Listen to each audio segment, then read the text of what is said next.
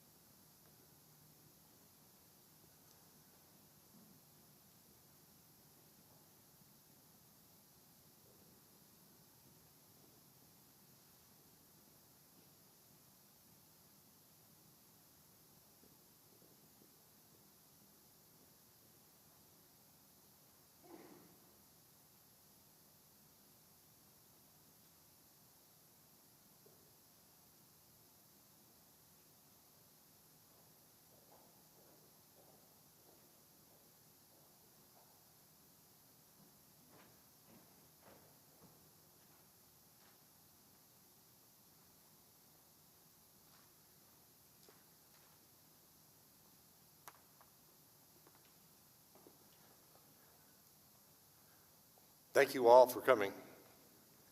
It is an honor to be in a place full of honor, in a place where the honor of the Lord is recognized and important, in a place where people serve where God has called them and go to places throughout the entire world to do the things that they need to do to care for those who have this calling. This particular place, this particular day is when we see those callings realized in the life of folks who get to serve, get to love, and get to be a part of something much greater than themselves. Let's pray. Lord Jesus, thank you for the privilege of getting to be here today. Thank you for each one of these new second lieutenants who you have called and you have brought and you have gotten to this place in this school for the purpose of getting to serve, to take care of things for our country and for our world. And so, Lord, we pray that you would bless this ceremony, that you would bless this time. And God, that they would be able to walk in step with you. Each one of these second lieutenants coming into the service to get to serve and walk and be a part of your calling, of your journey for them. And so, God, we pray, and I pray today for this ceremony to just be an amazing time, just a wonderful reflection of the greatness that is in these new officers and their calling. Thank you for their family. Thank you for the family that will be full of prayers in the future as well as the prayers that have been at this school for the last few years. Thank you, parents. Thank you, families. Thank you, God, for this time. In your name, Jesus, we pray. Amen.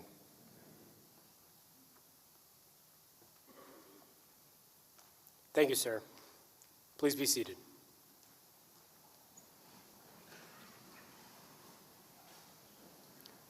I would like to take a moment to recognize today's official party.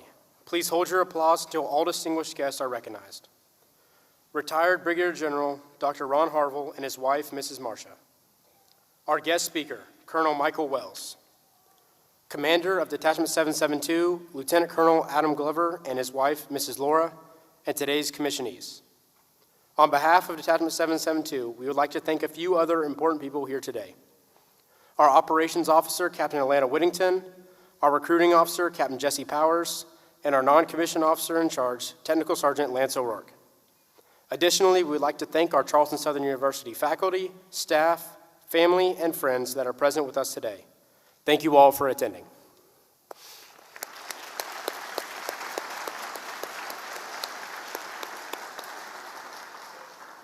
Now I would like to welcome Commander of Detachment 772, Lieutenant Colonel Adam Glover, to give opening remarks.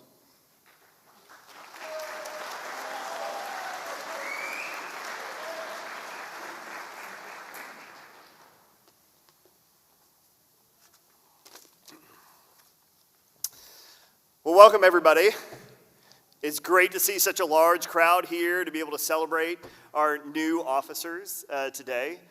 If many of you came to the commencement ceremony, it was an amazing opportunity, but one of the things that they make sure to say is like, hold your applause until all, we're not doing that today. Today is a celebration. So we want you to be loud and rowdy. That's right.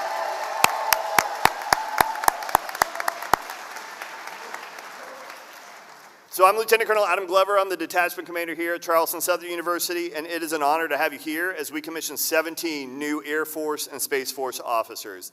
I had the great opportunity over the last couple of years to watch them grow in their leadership, and really what they've done is they've shaped how we run things here at the detachment.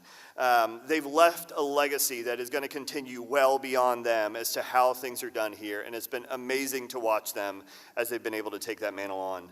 Another legacy that they're leaving behind is that this is the largest commissioning class ever at this university.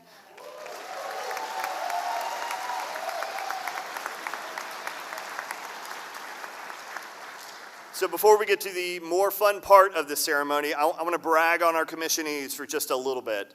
So over the last 4 years, they've done a lot of education, not only in their coursework to get their bachelor's degree or master's degree, but they've also studied Air Force history, teamwork, leadership, effective communication, national security, and then prepped for active duty. In total, they did 22 additional credit hours beyond their normal academic requirements. They've also attended a 3-week field training, think basic training for officers, where they were overloaded physically and mentally. That was meant to build them up into the leaders that they are today. They've attended conferences, they've flown airplanes, a couple crazy ones have jumped out of airplanes, and they even went back to field training as a trainer to train the next generation of officers. They've taken up the mantle as the mentors and the leaders of our detachment and organized 2 years worth of training to prepare those that have been that are behind them. They've overcome adversity, they've grown into leaders, and they've modeled what it meant to be an Air Force and Space Force officer. We're incredibly proud of these 17 men and women as they take the next step in their commissioning. They've earned their gold bars. We're really, really proud of all of you. Congratulations.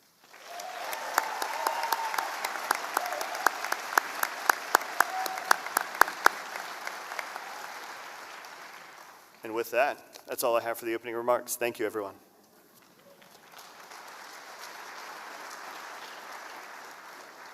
Thank you, Lieutenant Colonel Glover.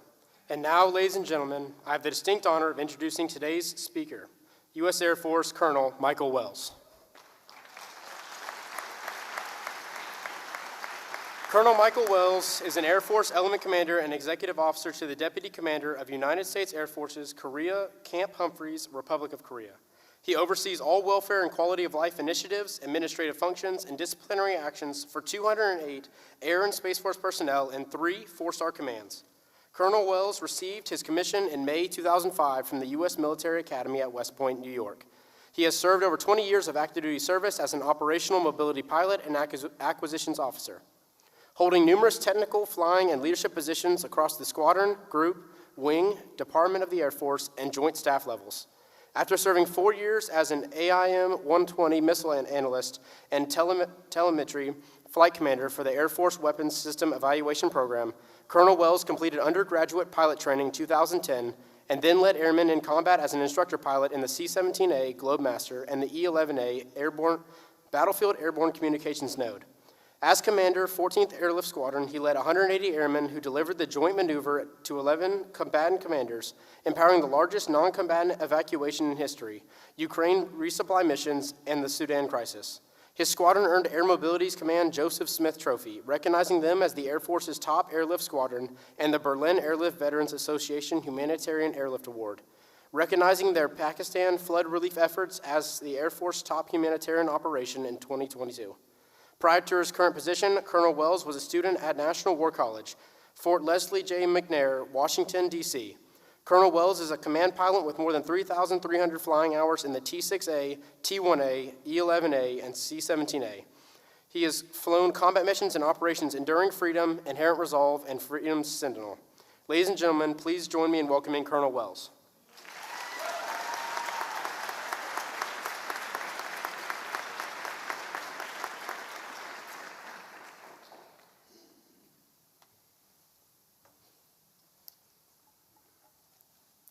Well, first, it's great to be back in the Low Country. Weather is absolutely fantastic here, and absolute blessing to be here in front of you guys today. Good evening, ladies and gentlemen, Brigadier General Harville, Lieutenant Colonel Glover, school leaders. Thank you for allowing me to join you in celebrating Charleston Southern's Air Force ROTC class of 2026.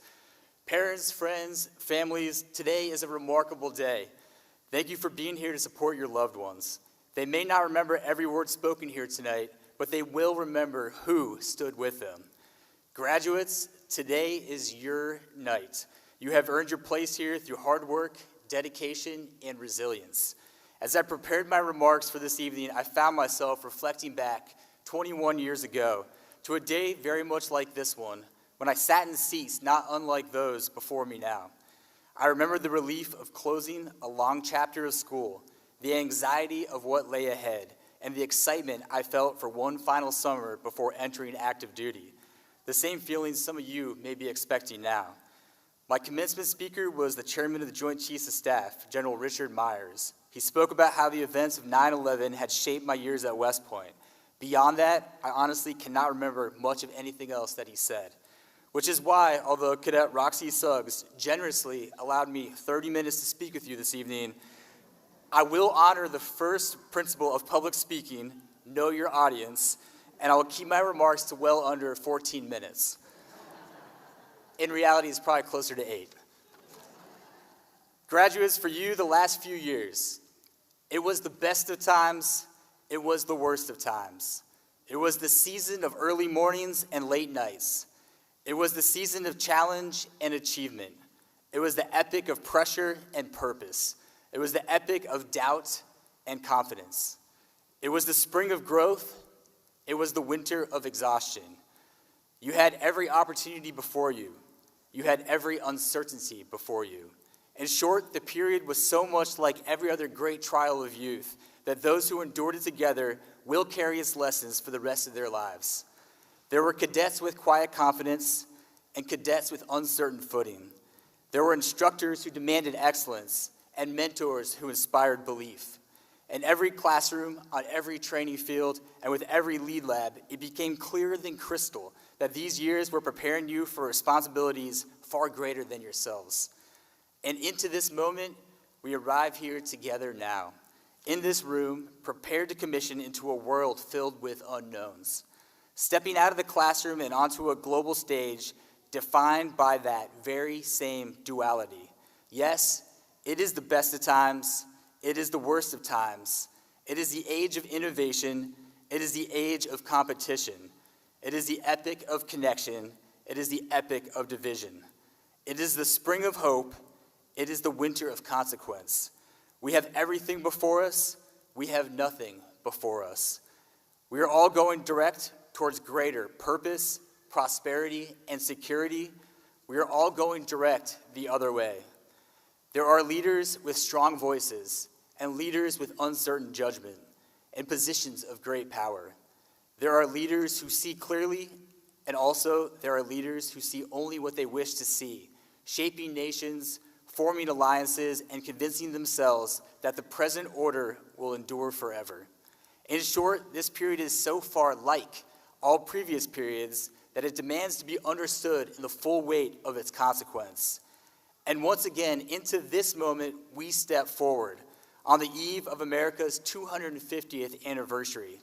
5 pilots, 2 RPA pilots, 5 security force officers, 1 logistics readiness officer, 1 public affairs officer, 1 intel officer, 1 cyberspace operations officer, and 1 guardian, transitioning from academics into a world that has always existed around you, but where you will now serve on the front lines. You did not arrive here by chance or by accident. Every morning, every setback, every standard met and exceeded brought you to this day. Your lives, your choices, your discipline led you here. Some of you arrived here through a straight path. Others fought through obstacles that could have easily convinced them to quit. One graduate here today listened to his grandfather tell stories about flying, service, and purpose. And from that moment forward, he wanted to wear the uniform. But for him, life did not unfold in a straight line. He attended the University of Oklahoma, facing isolation from family, financial hardship, and uncertainty about his future. He made the hardest decision in his life, and he stepped away from ROTC to enter the workforce. For many people, that would have been the end of the story, but it wasn't the end of his, because his desire to serve was still there. So instead of walking away from service, he enlisted. And in doing so, he gained something many will never fully appreciate: perspective.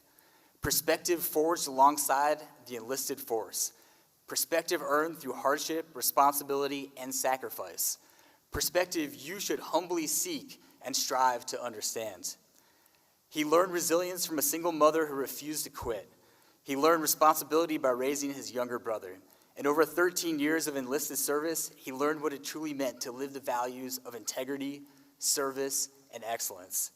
What stands out about this story is not perfection, it's perseverance. And that is what brought Cadet Dylan Fiveash here today. And he is not unlike many others. Each of you has your own story. And remember, though your path may not always be straight, your determination will define it. Your life lessons were not abstract. They were something for you to remember. They don't define you unless you let them. They were only preparation.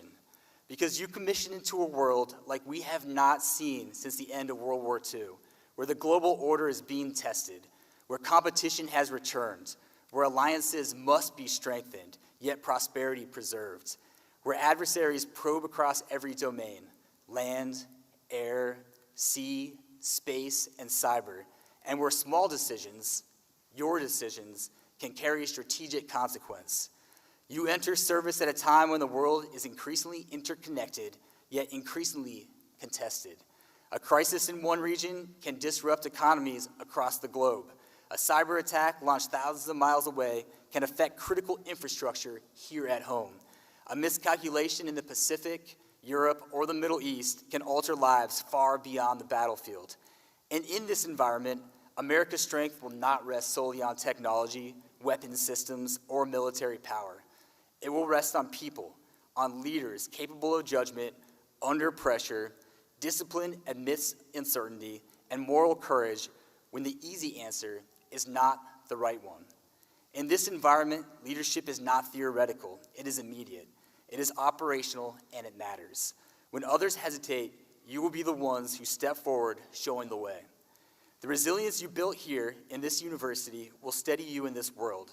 The judgment you developed here in this university will guide you in this world. The character you forged here in this university will define you in this world. The past is not something to forget, it is something to learn from, because only by understanding it can you shape what comes next. You do not inherit the future, you earn it. The moment was built by the past. What comes next will be built by you. So lead with clarity, lead with courage, lead with accountability. More than a century ago, a soldier was handed a difficult mission: carry a message to Garcia. There were no perfect instructions, no time for questions, no certainty, and no guarantee of success. The world has changed since then, but the need for lieutenants who can be trusted with the same responsibility has not. Our nation requires officers who move towards problems instead of away from them, officers who act when conditions are unclear, officers who can carry the mission forward when the burden is heavy. Our nation will not ask about your grade point average. It will define you by how you treat those who have nothing to give in return, and it will define you by when the moment comes, and it will, if you are the leaders who see clearly, who act decisively, and who stand tall when it matters most. Oh, my heart goes out to the lieutenant who does their work when the boss is away, as well as when they are at home. And the lieutenant who, when given a letter for Garcia, quietly takes the mission without asking any questions and with no intention of chucking it into the nearest sewer or of doing anything else, but deliver it. Our service is one long, anxious search for just such lieutenants. Their kind are so rare that no supervisor can afford to let them go. They are wanted in every squadron, group, and wing, in every office, staff, team, and crew. The world cries out for such leaders. They are needed, and needed badly. The lieutenants who can carry a message to Garcia. Graduates, as you take your oath and step forward, remember, the world needs leaders who lead with decisive action, courage, and commitment. Go forth and lead with purpose. Thank you.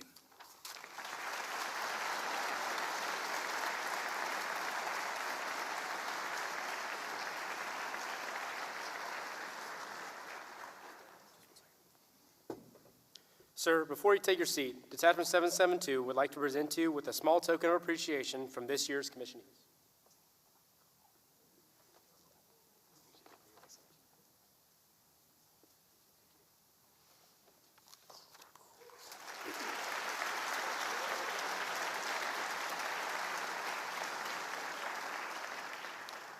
Ladies and gentlemen, this now brings us to the focal point of today's ceremony, the commissioning of the senior cadets. Once commissioned, they will help lead the world's finest Air Force and defend the Constitution of our great nation, or Space Force. The commissioning will include the oath of office, the pinning of the second lieutenant rank, and finally, the first salute. Those of you who are administering the oath of office or the first salute, if you guys would please enter the stage via these stairs, that would be much appreciated because our commissionees will be entering on these stairs over here. Thank you. The oath of office is a pledge given freely, and the cadet will attest to support and defend the Constitution of the United States against all enemies, foreign and domestic. Those in attendance today, during this momentous occasion, please feel free to come forward and take pictures. At this time, Lieutenant Colonel Adam Glover and Jordan Lamont Brown, please come forward.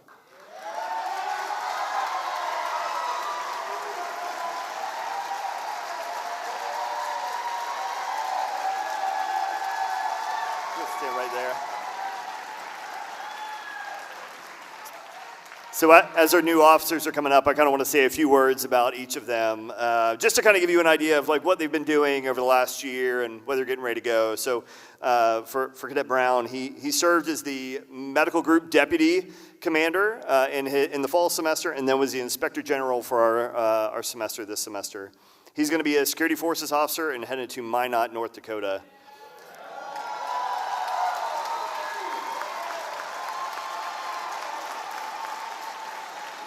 So I've also tried to pick a word that kind of characterizes each of them, kind of a character quality, if you will.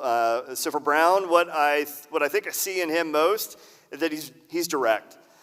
He's one of the coolest dudes that we have in the squadron. He's got so much experience. Nothing ever flusters him. He's never bothered.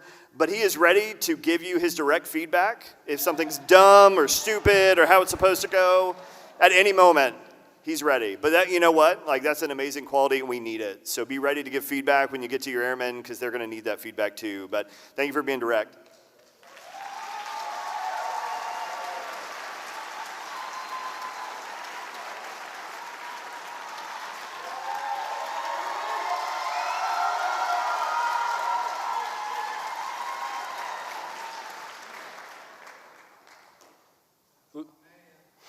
Lieutenant Colonel Glover will now administer the oath of office.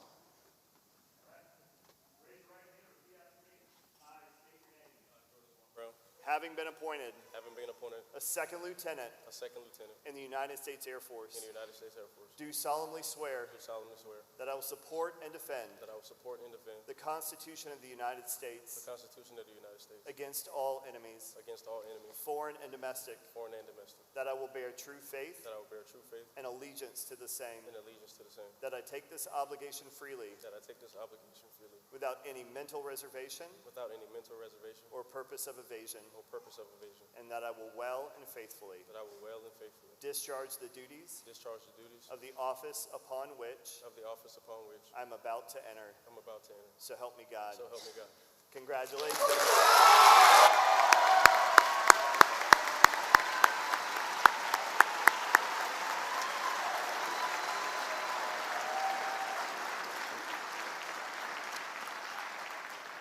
Thank you, Lieutenant Colonel Glover. Will Jordan's father, Mr. Lamont Brown, and mother, Mrs. Wanda Brown, please come forward? Lieutenant Brown's parents will now pin on his second lieutenant rank. And then, you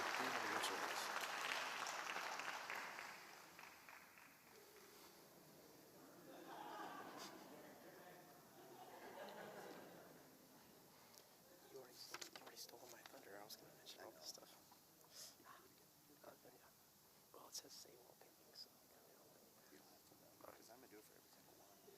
So you want me to say it again now? Skip it.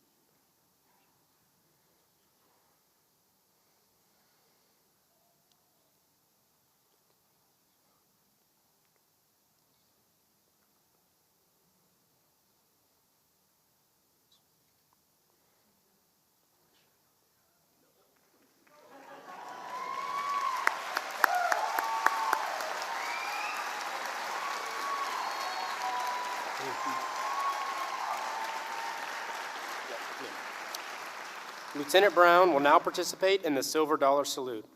By tradition, a dollar coin is the only coin given in exchange for the first salute. While the coin may just be $1 in denomination, it represents a value far greater. It is the deep-felt gratitude for the mentorship and lessons learned imparted by the non-commissioned officer on a lieutenant before embarking into the profession of arms. Will Staff Sergeant Alicia Croker please come forward?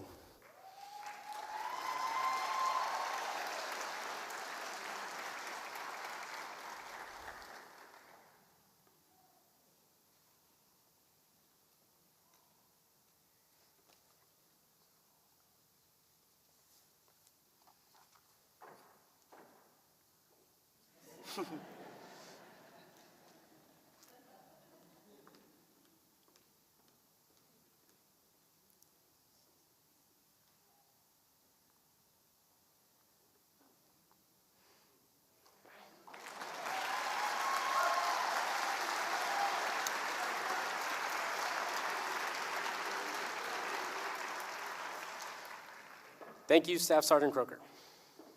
Ladies and gentlemen, I present to you our new U.S. Air Force Second Lieutenant, Jordan Lamont Brown.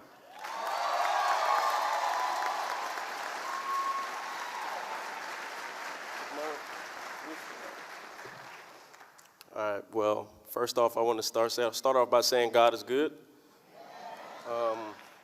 Good evening, everyone. Thank you, truly thank you for being here today. Standing here and seeing all of you, it's overwhelming in the best way. This moment means everything to me, not just because of what it represents, but because of who I see in this room. Because the truth is, I didn't get here alone, not even close.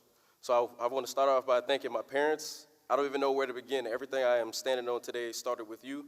You taught me what hard work looks like, what sacrifice feels like, and what it means to keep going even when life gets heavy. There were moments when I didn't understand the lessons and the moments when the path didn't make sense, but now I see it. Every long day you pushed through, every time you put me before yourselves, every word of encouragement when I needed it the most. It built me into who I am today, and I just want to say thank you.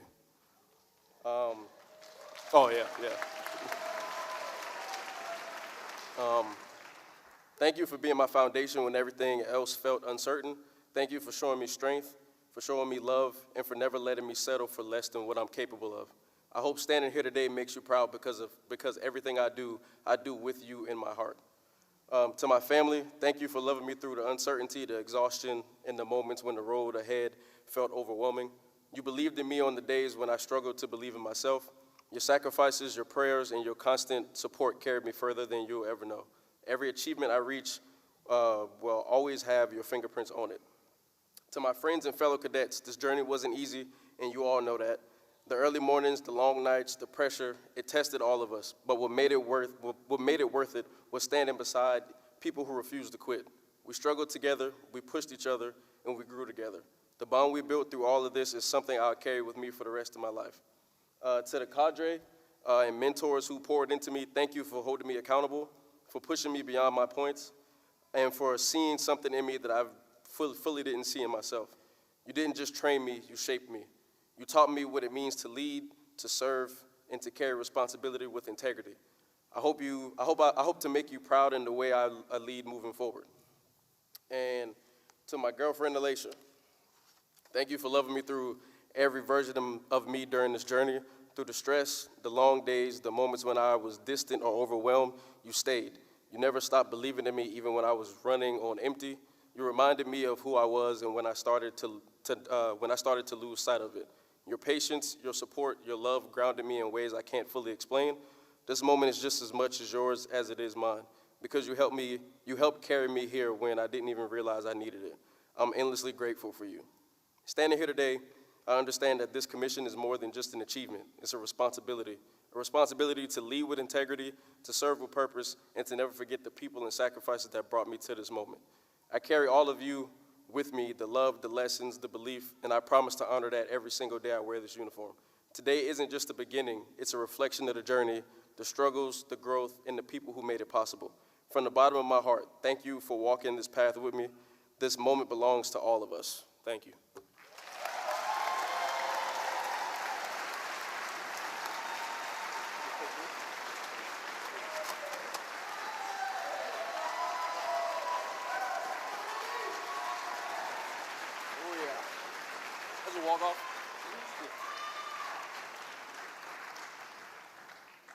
At this time, Lieutenant Colonel Adam Glover and Caleb Carboni, please come forward. Thank you. So as he's coming up, Cadet Carboni is our first Space Force officer ever in the detachment.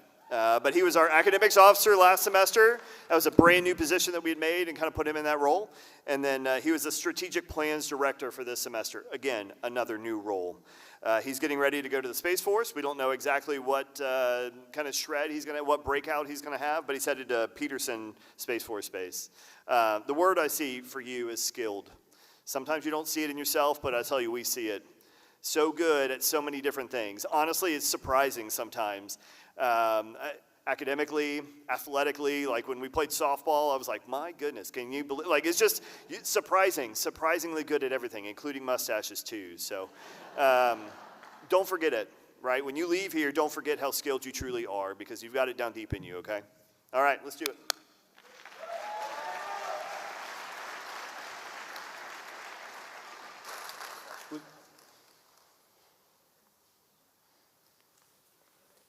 Lieutenant Colonel Glover will now administer the oath of office.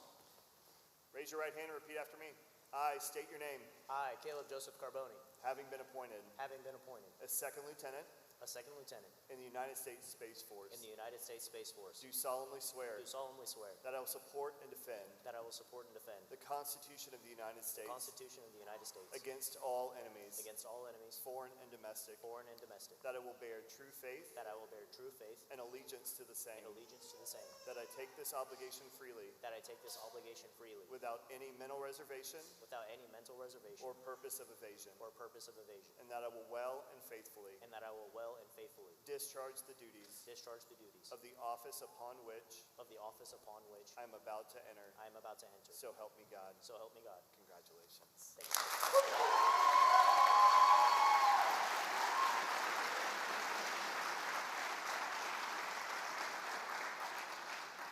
Thank you, Lieutenant Colonel Glover. Will Caleb's father, Mr. Joseph Carboni, mother, Mrs. Wendy Carboni, and Freya Sensei, please come forward.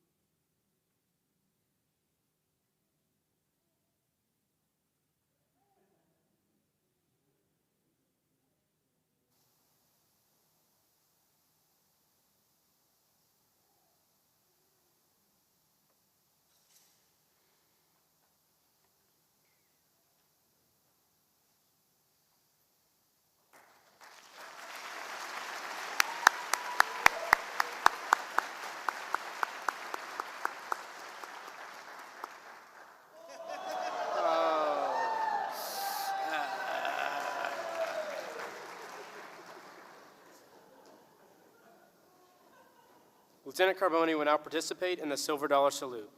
Will Coast Guard Seaman Joseph McCormick please come forward?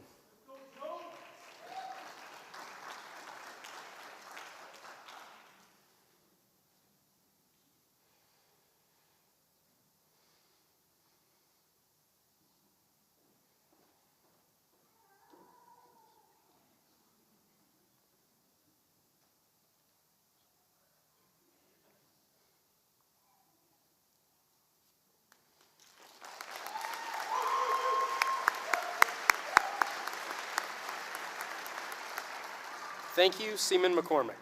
Ladies and gentlemen, I present to you our new U.S. Space Force Second Lieutenant, Caleb Carboni.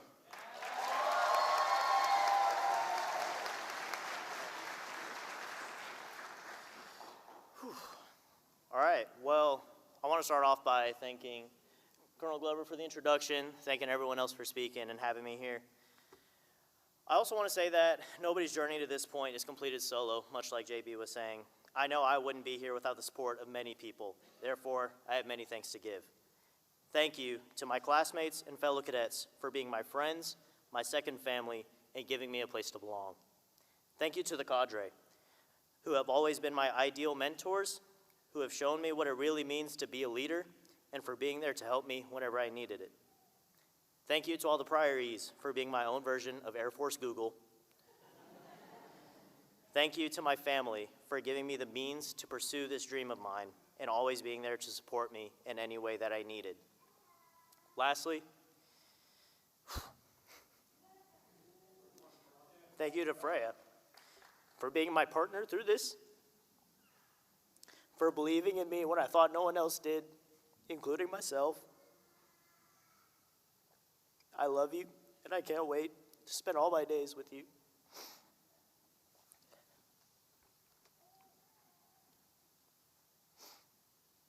I love each and every one of you with all my heart. And as you all have been there for me in the future, I swear to be there for all of you the same. And with that, go Space Force.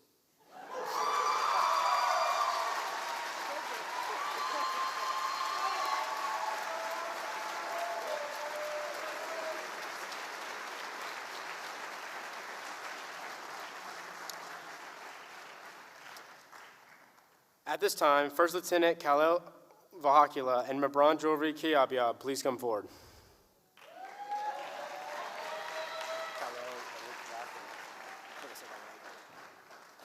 All right, Kyaby.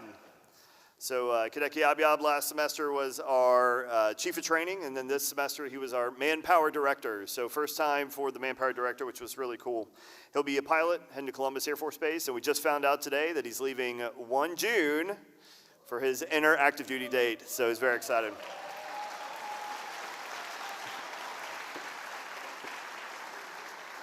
And I think most people can probably look at Kyaby right now and they can probably pick out the word that I'm going to say. Kyaby is fun. Like that's all. Like what I'm always going to remember about Kyaby is he was he would do the awards presentations, and so it was kind of very stoic for the most part. All right, who's going to be our quarterly award winner? And then Kyaby comes out of the gate and he's got a snare drum and he's he brings the fun to everything that we do. I don't know how he does it, but keep it up, man. Like be that fun person. That we need those people in the squadron. Congratulations.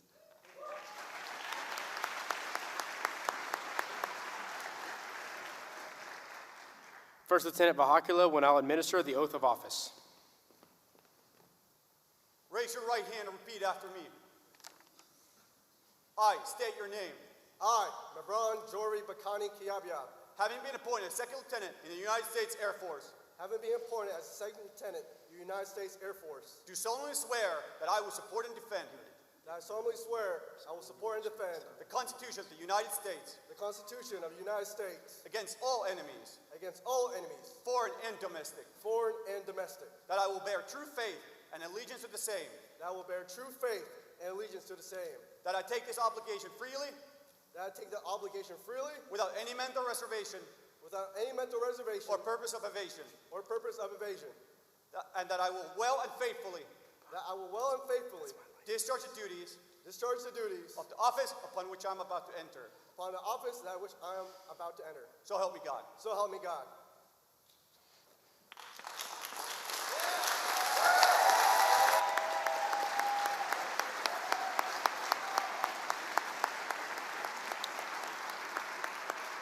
Thank you, First Lieutenant Vahakula. Lieutenant Colonel Glover will now present the commissioning certificate to Lieutenant Kyaby.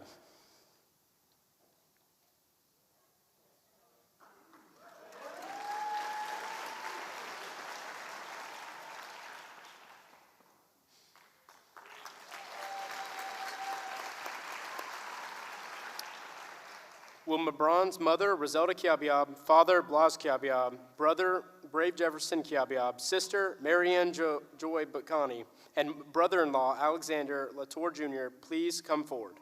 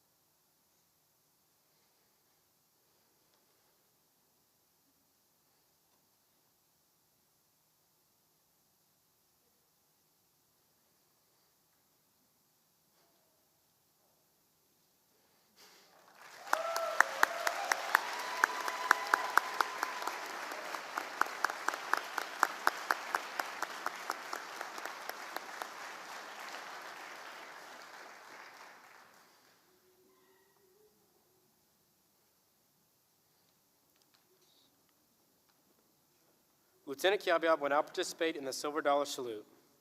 Will Sergeant First Class Marianne Bacani please remain forward?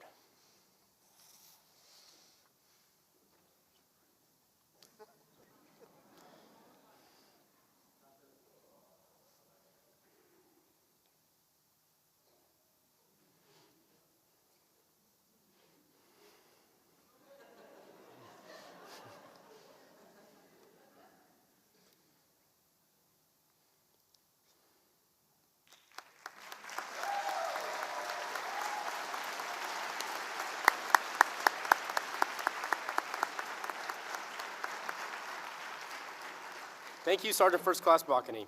Ladies and gentlemen, I present to you our new U.S. Air Force Second Lieutenant, Lebron Kyaby.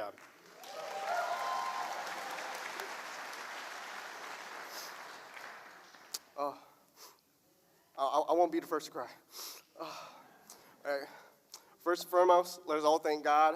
I would not be here without this opportunity, without his mercy and guidance. Can I get an amen? Amen. Perfect. All right. If I were to say what truly aided me to be standing here before you, it is the power of connections I have made throughout my time here.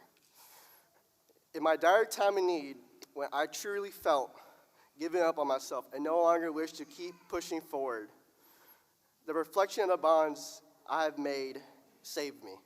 If I invited you here in this room as a friend, family, mentor, or you're also here commissioning with me, you have aided me.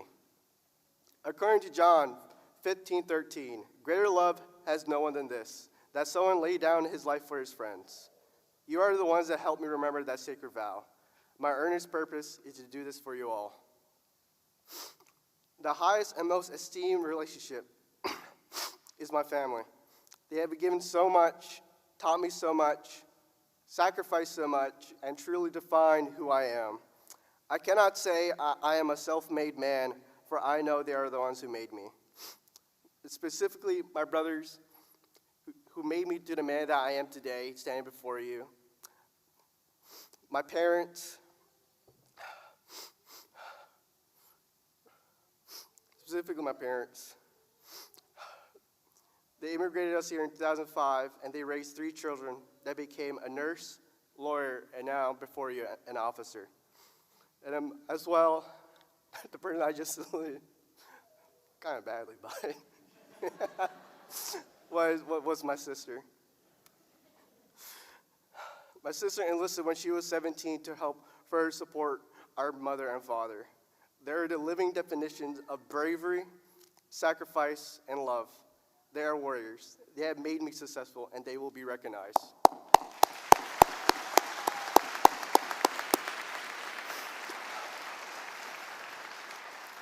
Thank you, and audentis fortuna juvat. It is Latin for fortune favors the bold.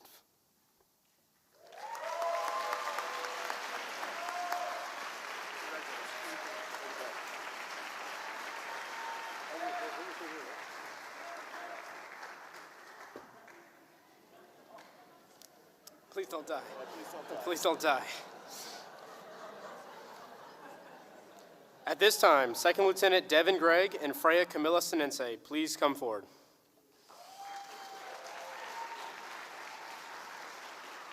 So as Cadet Sensei comes up, a little bit about her. So she was a logistics squadron commander in the fall, and then was our communications director this spring.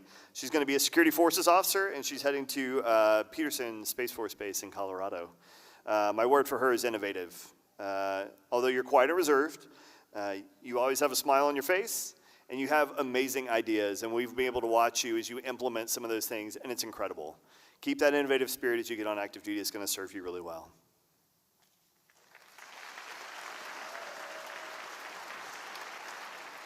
Second Lieutenant Gregg will now administer the oath of office. Raise your right hand and repeat after me. I state your name. I, Freya Sensei, Having been appointed a second lieutenant in the United States Air Force, do solemnly swear that I will support and defend the Constitution of the United States against all enemies, foreign and domestic, that I will bear true faith and allegiance to the same, that I take this obligation freely without mental reservation or purpose of evasion, and that I will well and faithfully discharge the duties of the office upon which I'm about to enter. So help me God.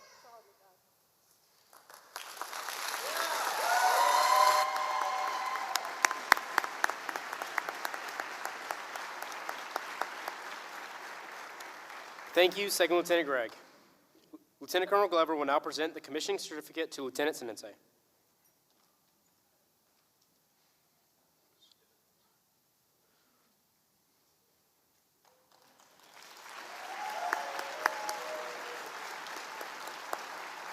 Will Freya's father, Mr. Cecil Sensei, and mother, Mrs. Baby Carmen Sensei, please come forward?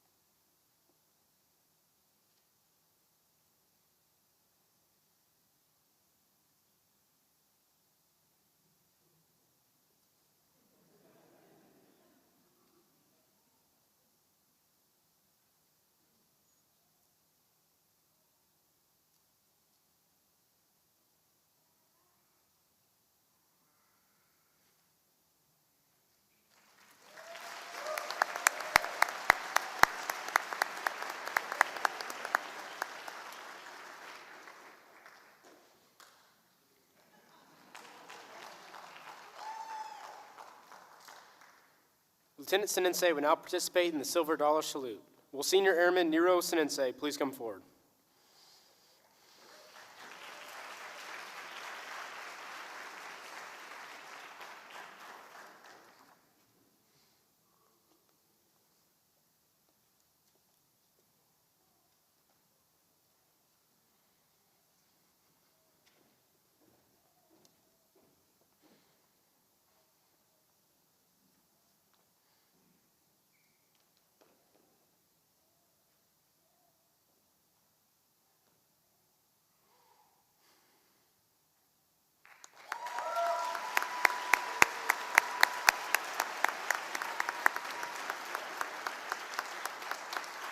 Thank you, Senior Airman Sensei. Ladies and gentlemen, I present to you our new U.S. Air Force Second Lieutenant, Freya Sensei.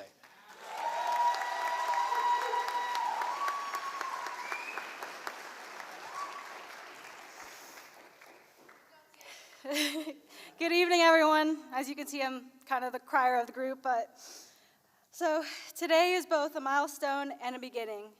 More importantly, it marks the moment we accept the responsibility to serve something greater than ourselves.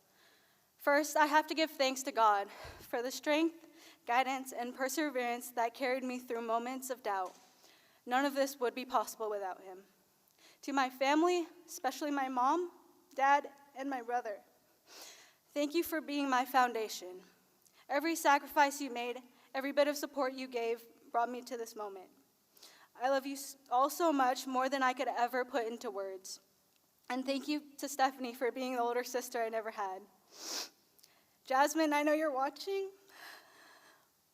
No matter how far apart we are, I know I can count on you to have my back. You aren't just my best friend, you're basically my sister. Thank you for everything, and I love you.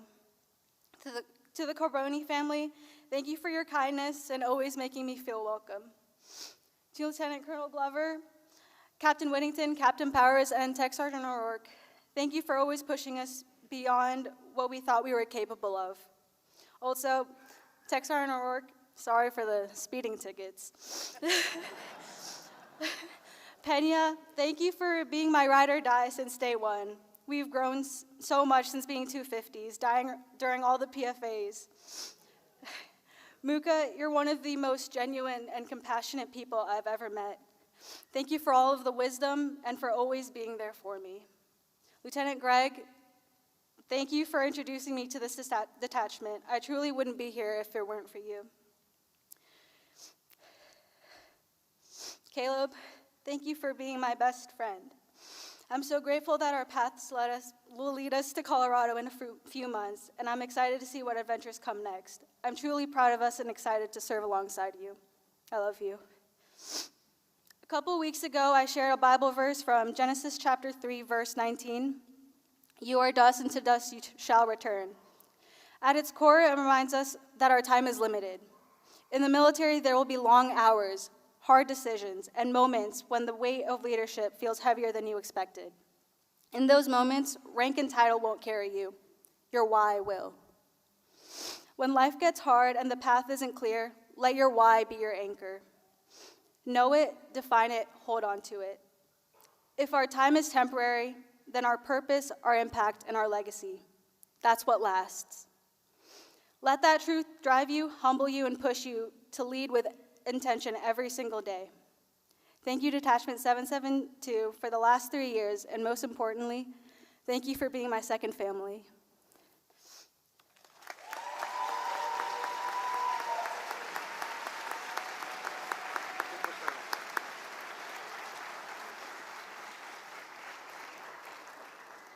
At this time, Captain James Stocks and Hannah Davis, please come forward.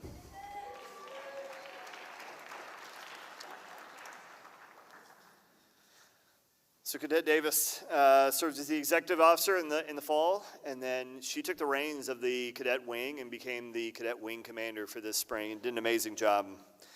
She's going to be serving as a public affairs officer and heading to Lakenheath Air Base in the UK. Something I see in you is caring. That's your word.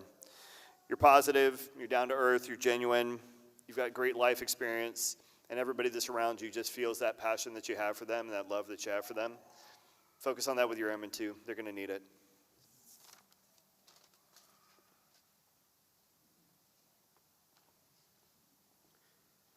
Captain Stocks will now administer the oath of office. Raise your right hand, repeat after me. I state your name.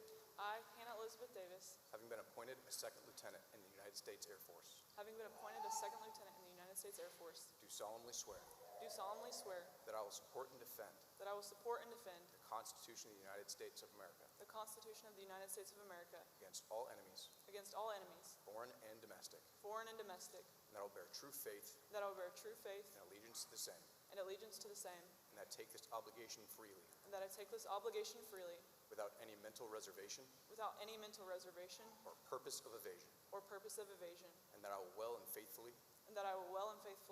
discharge the duties of the office upon which that I'm about to enter. So help me God. So help me God. Thank you.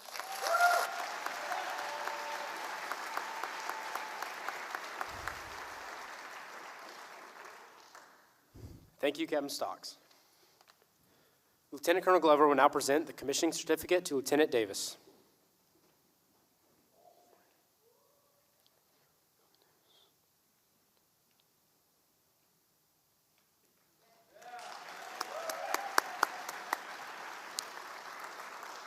Will Hannah's father, U.S. Army Chaplain Toby Davis, mother, Janet Davis, husband, former U.S. Navy Petty Officer 3rd Class Jared Terhune, and father-in-law, former U.S. Navy SEAL Chance Nyman, please come forward.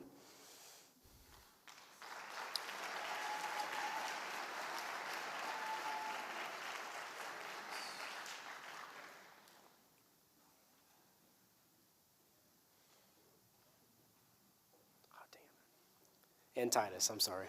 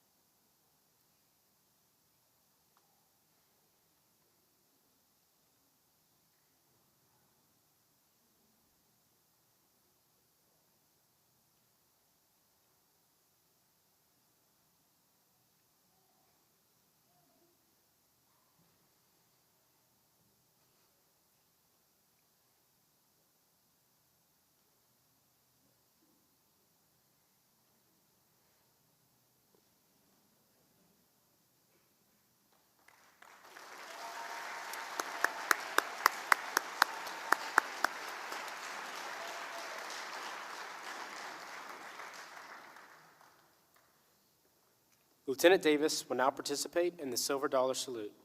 Will Master Sergeant Kevin Freeman please come forward?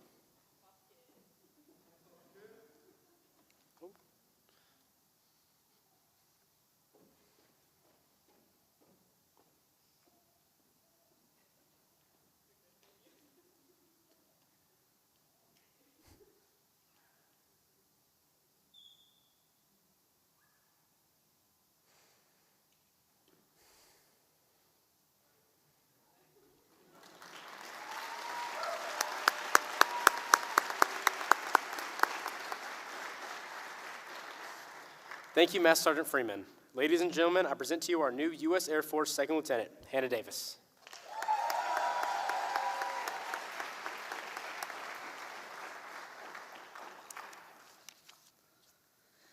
Before recognizing anyone else, I'd like to take a moment and give God the glory for the work He's done in my life, for the doors He's opened and closed along the way to lead me here. I joined this program as a Security Forces Senior Airman with the hope that in 3 years I would commission and rejoin the active duty ranks. I now walk across this stage having grown more than I could have imagined as a leader, a wife, and a mom.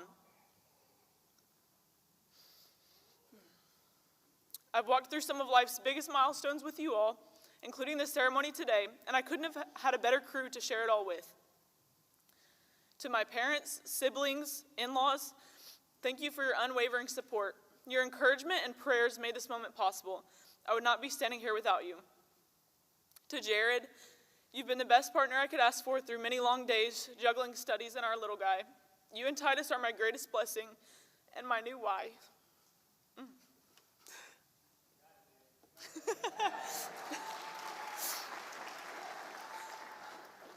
To our cadre, thank you for your guidance and patience throughout this journey. You have molded me not only into an officer, but into a leader who understands the weight of responsibility that comes with this oath. I'm deeply grateful for your mentorship. This list of thanks wouldn't be complete without a special acknowledgement of my previous leadership. Colonel Washburn, Captain Stocks, Captain Schraubnagel, Master Sergeant Freeman, and Master Sergeant White saw potential in me and encouraged me to step out of my comfort zone. What a full circle moment, am I right? Some of you took flights from all across the country to be here today, and I just can't express how grateful I am for you guys. Your impact on me has been life-changing, and because of you all, I can confidently say I know what good leadership looks like. Today is especially meaningful because it represents not just the beginning, but the continuation of a calling to selflessly serve. Choosing to pursue this commissioning route was not always easy, but each obstacle reaffirmed why I stepped on this path, to give back to an organization and a country that has done so much for me, and to be the leader I dreamed of as a baby A1C. I'll leave you all with a word of advice from the great Tim McGraw. When the dreams you're dreaming come to you, when the work you've put in is realized, let yourself feel the pride, but always stay humble and kind. Thank you.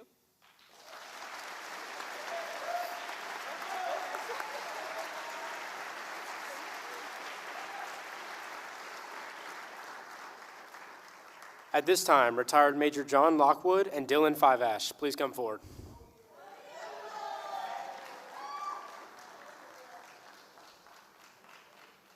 All right, as he's making his way up here, so Cadet Fiveash was the cadet wing commander in the fall, and then he was the self-assessment program manager here in the spring.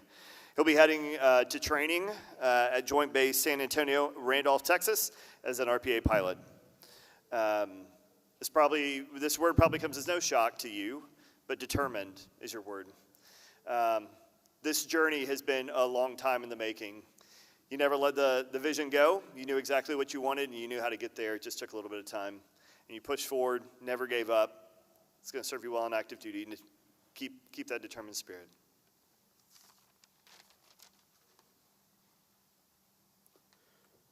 Raise your right hand. I state your name. I, Dylan Michael Fiveash, Having been appointed Second Lieutenant in the United States Air Force, a Second Lieutenant in the United States Air Force, do solemnly swear swear that I will support and defend that I will support and defend the Constitution of the United States the Constitution of the United States against all enemies, foreign and domestic, that I will bear true faith and allegiance to the same, that I will take this obligation freely without any mental reservation or purpose of evasion, and that I will well and faithfully discharge the duties of the office upon which I am about to enter. I am about to enter. So help me God.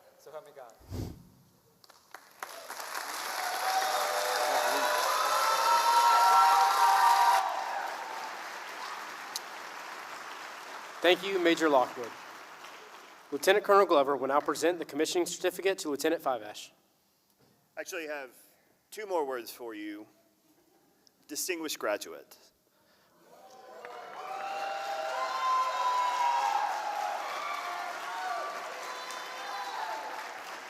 So every year, ROTC looks at our cadets that are graduating and looks at their record, and they select the top 10% to be our distinguished graduates, and you have been selected for that honor. Congratulations.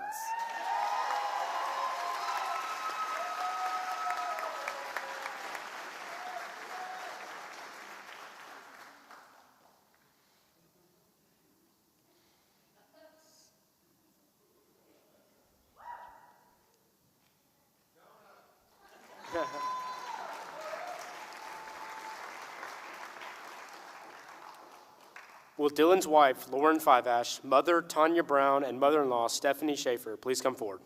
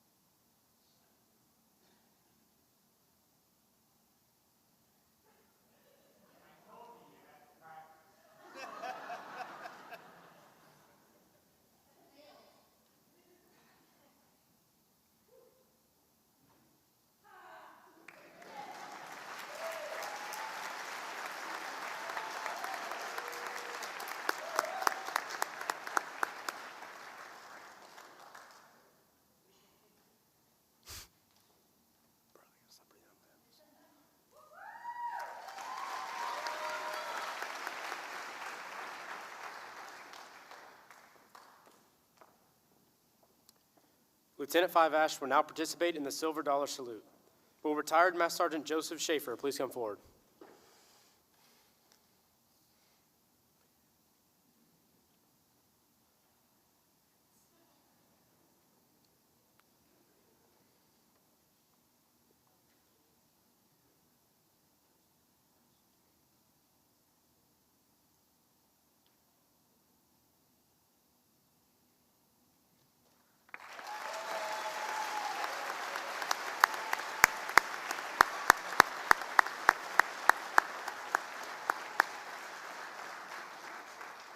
Thank you, Master Sergeant Schaefer.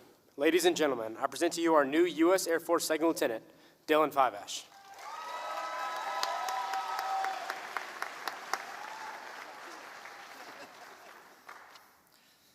So I'll be quite frank, that was the hardest oath I've ever done, and I've done like 7 of them. So as you can see, I messed up. It's whatever. Anyways, looking out across this audience, I see the various faces of family, friends, and mentors. You've all shaped who we've become today. Through every sacrifice, tears shed, and long night, you have created the leaders you see up here in the front rows. All of you have put your lives on hold in some way for us to follow our dreams. So from myself and my fellow goons, I would like to say thank you for always being there, and I hope you all know that your sacrifices were worth it.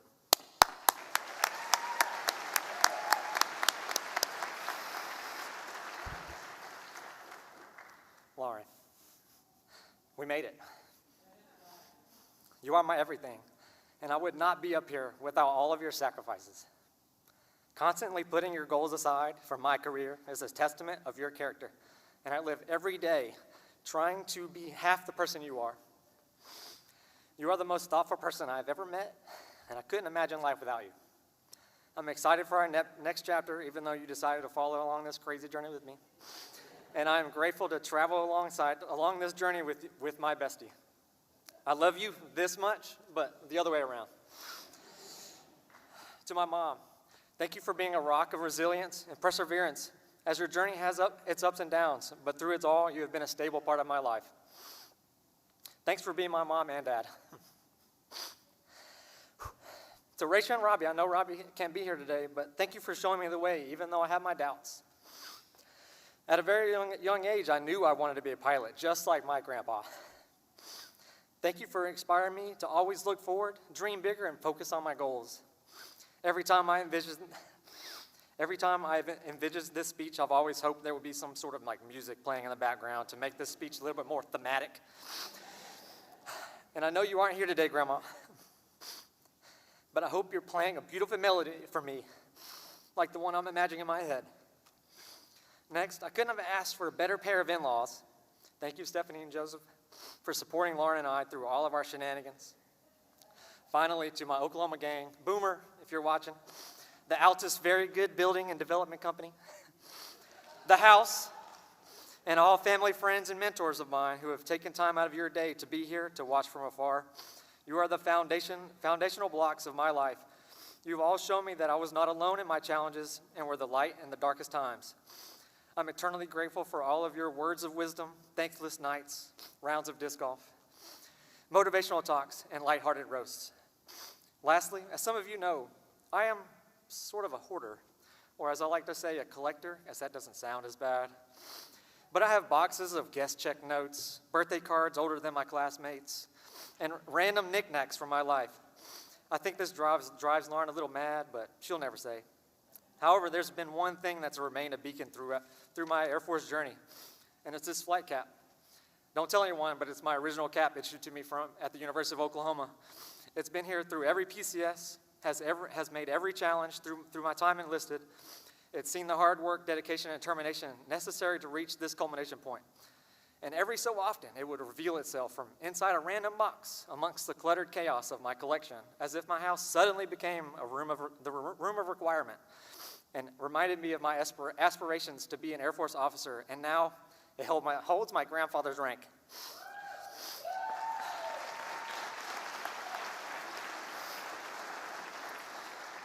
So lastly, to that little shy, awkward kid with a dream 25 years ago, never give up.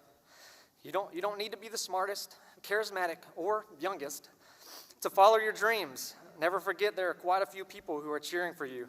Make the most of your journey. And now you can finally say, I am a United States Air Force officer. Thank you.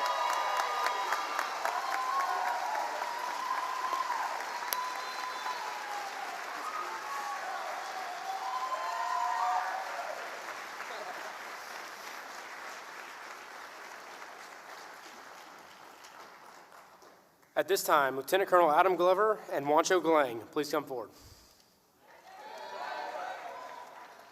All right, Galang, as you're coming up, this one I'll just throw it out there real quick. I think the classmates are going to get it. They're going to think that it's spot on.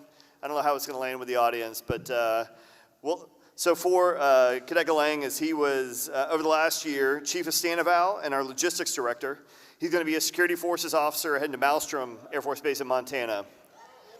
And so the word that I have for you is you're a mobster.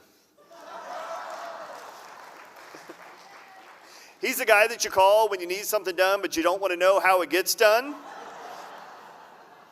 I think everybody needs a friend like that, right?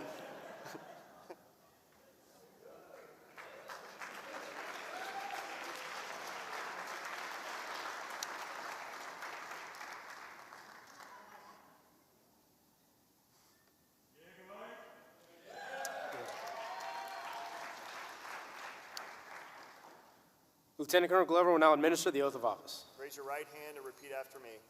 I state your name. I, Wancho Galang, Having been appointed a second lieutenant in the United States Air Force, do solemnly swear that I will support and defend the Constitution of the United States against all enemies, foreign and domestic, that I will bear true faith and allegiance to the same, that I take this obligation freely without any mental reservation or purpose of evasion, and that I will well and faithfully discharge the duties of the office upon which I'm about to enter. So help me God. Congratulations.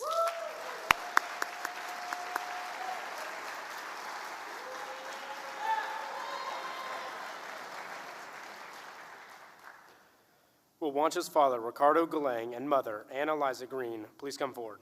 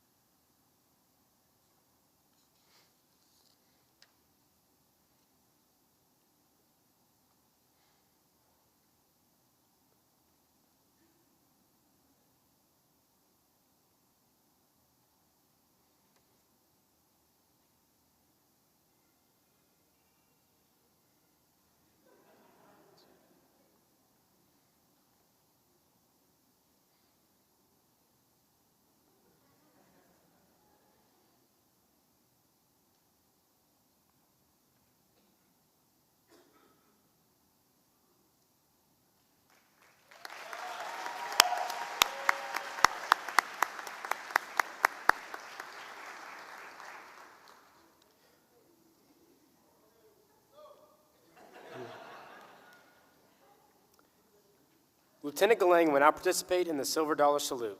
Will Technical Sergeant Lance O'Rourke please come forward?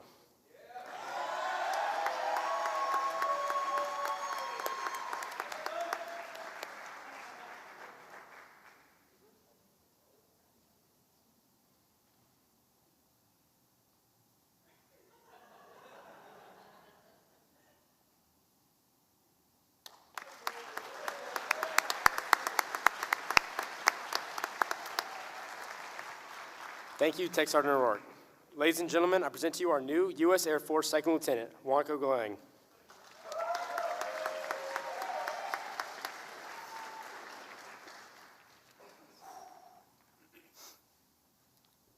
All right, good evening, everyone.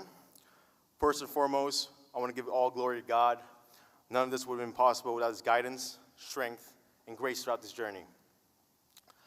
I want to begin by thanking the people who made this moment possible. Mom and Dad, thank you for the sacrifices you've made and the foundation you've given me. everything I am today is because of your love, support, and example. To my friends, my boy Jimmy right there, thank you for the laughs, the encouragement, and for being there through both the highs and lows. You made this journey lighter, more meaningful, and one I'll always look back on with gratitude. And to my girlfriend, Kia, I'm not crying, I just stubbed my toe. Despite the distance, you've been a constant source of support, encouragement, and strength. Thank you for always believing in me, even 1,000 miles away. I love you so much. To my fellow 400s, again, I just stubbed my toe. So, my brothers and sisters, this has been far more than just a program. You became my second family. The memories we built over these last 4 years are ones I'll carry with me for the rest of my life, and I truly couldn't ask for a better group of people to go through this with. As I look at the cadets coming behind us, I want to leave a few thoughts. For the 100s stepping into your 200 year, remember your why. Why did you join? Why do you keep showing up to Lee Lab, PT, or AA's class? Hold on to that, especially when things get difficult, because that purpose will carry you further than motivation ever will. For those heading to field training this summer, embrace it. It will challenge you, test you, and probably humble you, but it will shape you. And when you come back, understand that responsibility shifts to you. You'll help train and develop the next generation of officers in this detachment. To the 300s preparing to lead Detachment 772, lead with purpose and humility. Remember what it felt like to be brand new, uncertain, and trying to find your place. Use that perspective to take care of your cadets well, because leadership is not just about setting the standard, it's about serving the people beside and behind you. To our cadre, thank you for your guidance, mentorship, and for holding us to a standard that challenges us to grow. Thank you for your patience, your investment in us, and for shaping us into officers prepared to serve something greater than ourselves. And Tech Sergeant Rourke, can't forget about you, sir. Thank you for being the backbone of this detachment. So much of what happens here works because of what you do behind the scenes, and that never goes unnoticed, sir. Finally, to my fellow brand new second lieutenants, see you at work.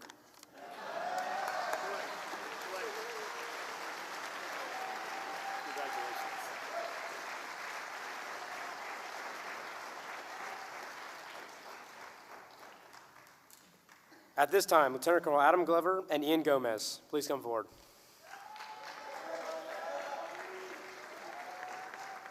All right, Gomez, as he's coming up, so he's been our operations group commander last fall, and then he's been our deputy director for our strategic plans division. He's selected to be a pilot in the Air Force and is going to be heading to Laughlin Air Force Base in Del Rio, Texas. Here's what I see of you, action. You're a man of few words, but your actions speak louder than your words. A little bit like Superman, he doesn't have to say a lot for you to know that he's really good at what he does. He shows it by what he does and by his actions, and it's the same thing I see in you. As you get on active duty, as you get an opportunity, show how great you are through your actions.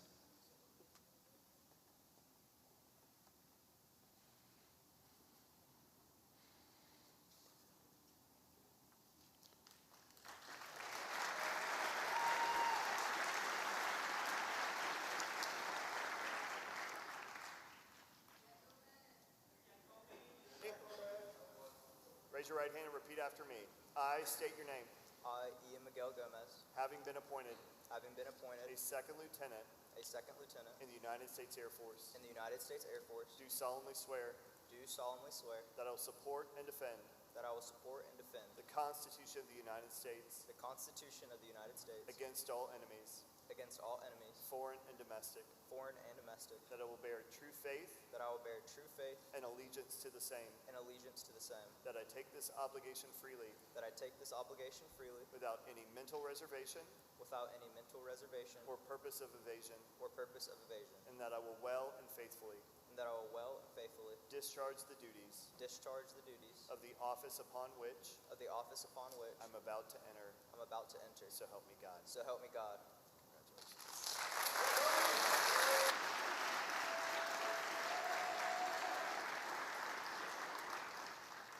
Will Ian's family please come forward?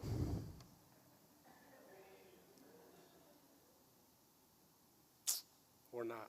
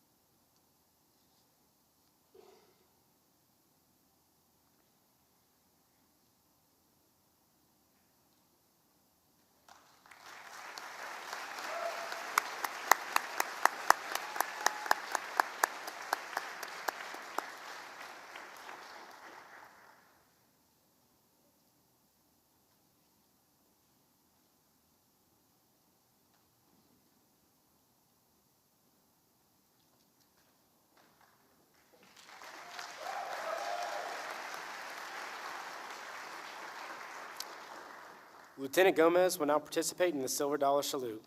Will Tech Sergeant O'Rourke please come forward?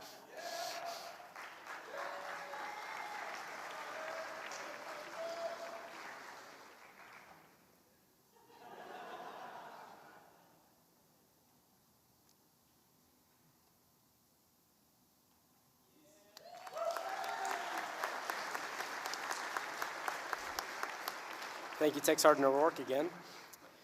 Ladies and gentlemen, I present to you our new U.S. Air Force Second Lieutenant, Ian Gomez.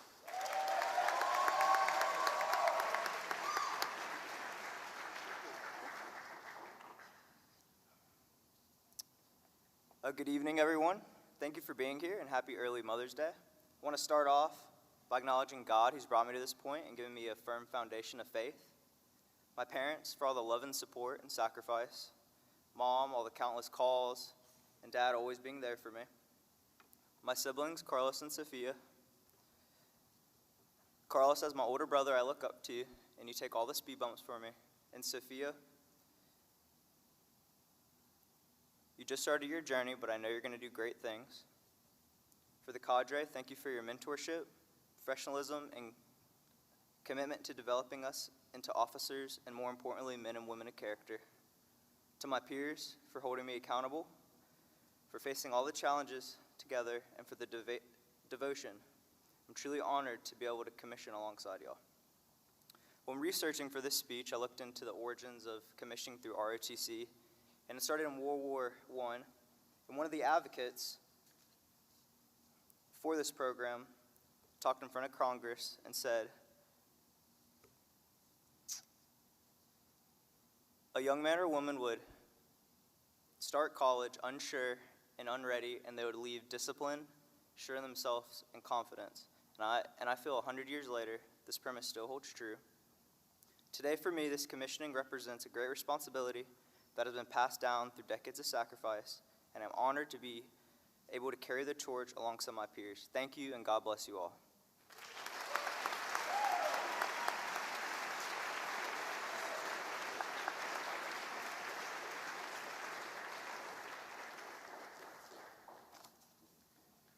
At this time, Lieutenant Colonel Adam Glover and James Granger, please come forward.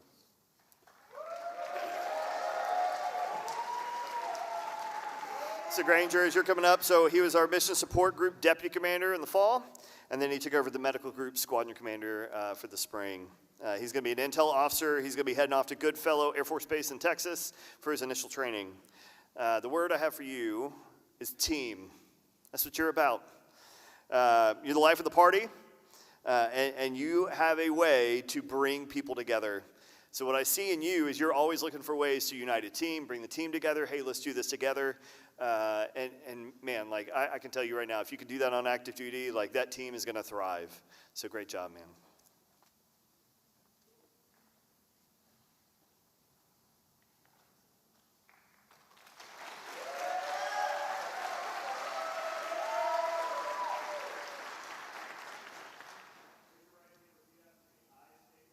I, James Granger, Having been appointed a second lieutenant lieutenant in the United States Air Force, in the United States Air Force, do solemnly swear that that I will support and defend the Constitution of the United States Constitution of the United States against all enemies, against all enemies, foreign and domestic, that that I will bear true faith I will bear true faith and allegiance to the same, and allegiance to the same, that I take this obligation freely that I take this obligation freely without any mental reservation without any mental reservation or purpose of evasion, or purpose of evasion, and that I will well and faithfully and that I will well and faithfully discharge the duties discharge the duties of the office upon which I'm about to enter.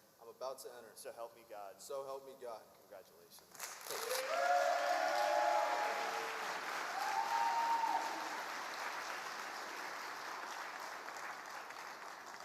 Will James's father, former U.S. Marine Corps Sergeant Don Granger, please come forward?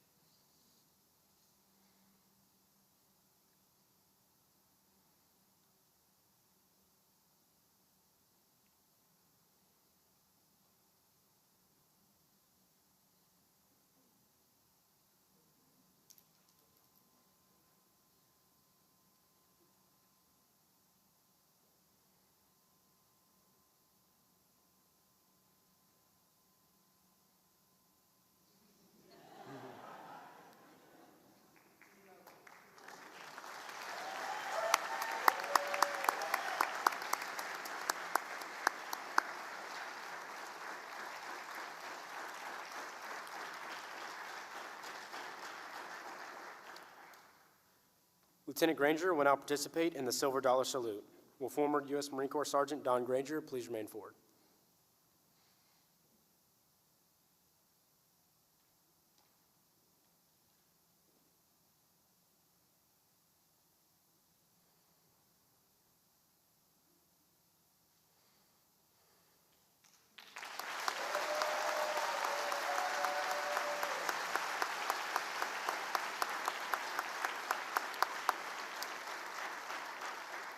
Thank you, Sergeant Granger. Ladies and gentlemen, I present to you our new U.S. Air Force Second Lieutenant, James Granger.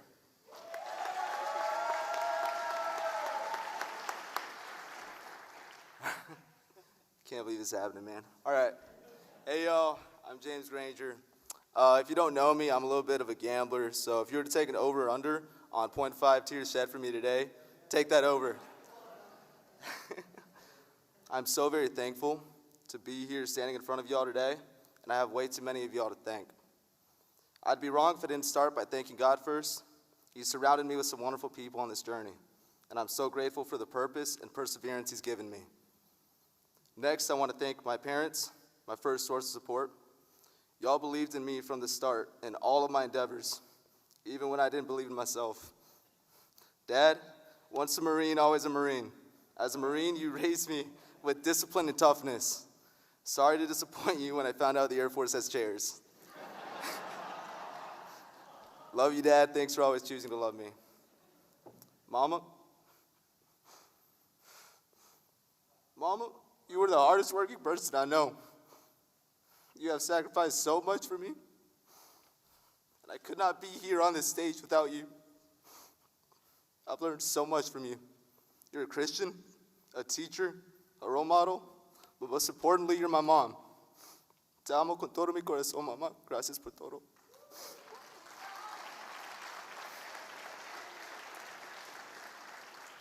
To my family, all the way from New York to Mexico to the Bay, thank you so much for supporting me, always being there for me. I love you.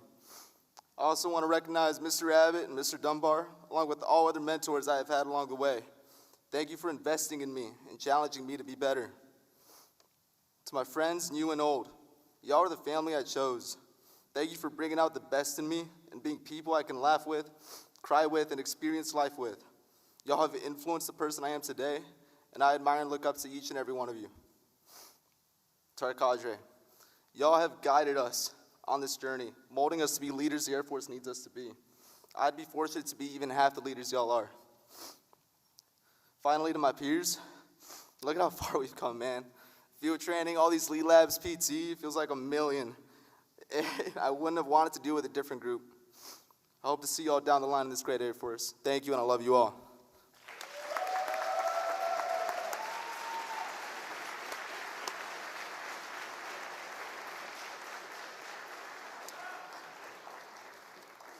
At this time, Lieutenant Colonel Adam Glover and Matthew Hughes, please come forward.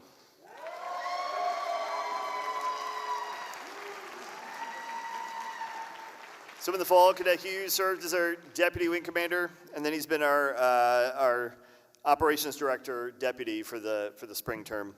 He's going to be a Logistics Readiness Officer heading off to Lakenheath in England. I'm always going to remember Hughes by Colonel. He'd come by my office. Every time he'd come by, it's just Colonel. But I think really that kind of shows kind of who you are and your personality. It just, you're effortless, you're likable, you're trustworthy, you're respected by your peers. You just have this great likeness about you, and you draw people to you. It's going to be a great skill and quality for you as a leader. Congratulations.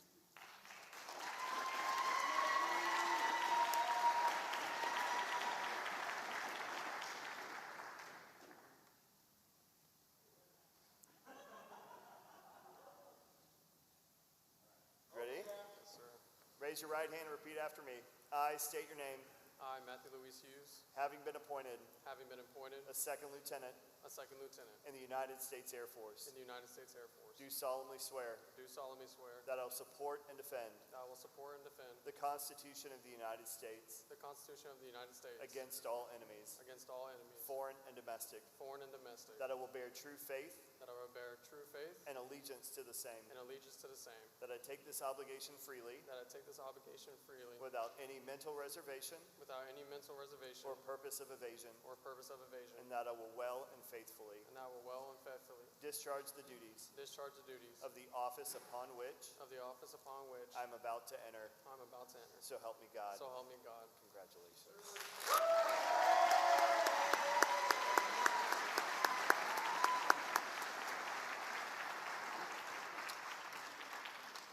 Will Matthew's father, former Army Sergeant Randolph Hughes, and mother, former Air Force Senior Airman Imelda Crevetto, please come forward?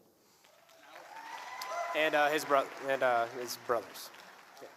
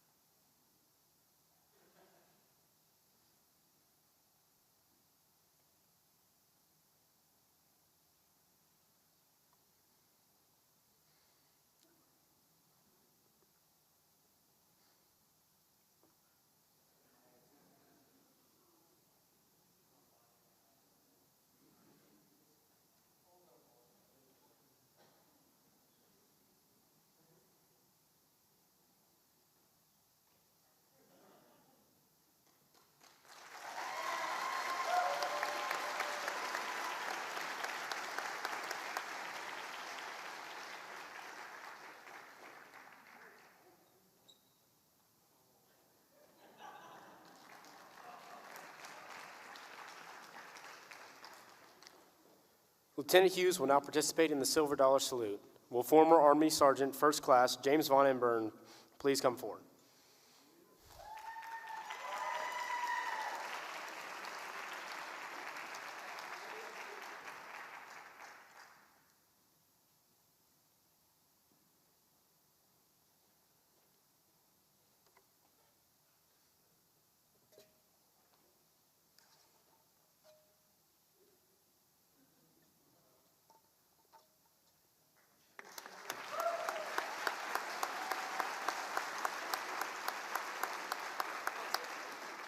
Thank you, Sergeant First Class. Ladies and gentlemen, I present to you our new U.S. Air Force Second Lieutenant, Matthew Hughes.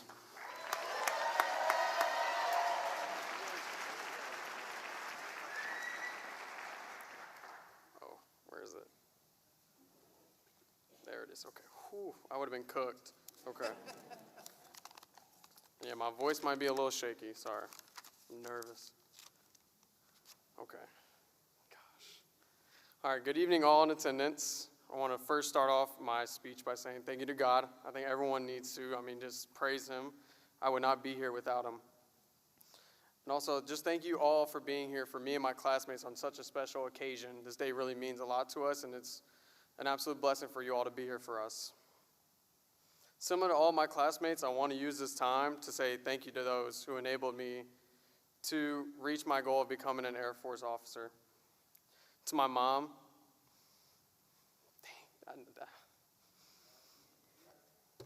thank you for being the best mom and role model. You raised me and Alex and Nick to be courageous, goal-driven, and above all, to help others. I hope to follow in your footsteps by going down this path. To my father, we have grown together so much these past few years. You have completely shaped my work ethic and my perspective on being a leader in the military. I am grateful for you to have carried me through this experience. I know I can depend on you too whenever. To my little brothers and my son, please pursue whatever your heart desires with no worries. Use me only as an example of partly what you guys can accomplish. I know you will achieve more. To my new family members, especially the house, yeah, with my boy Dylan, my boy JB, beautiful girlfriend Gianna somewhere out there. The rest of my family, thank you, cadre.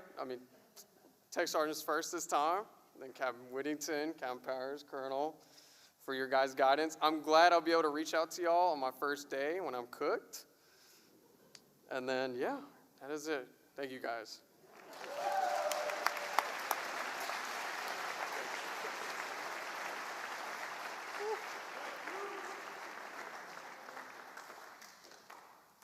At this time, Lieutenant Colonel Adam Glover and Michael Lewowsky III, please come forward.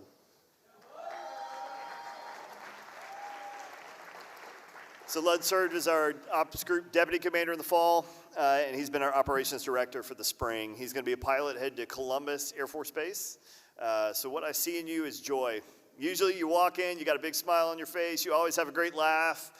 Something I'll always remember is you doing the Naruto run, finishing off a PFA. Like, there's just things that you do that I'm like, man, you're loving life. And that's something I don't want you to lose. So keep that going as you go into pilot training. It's going to be tough, but find joy.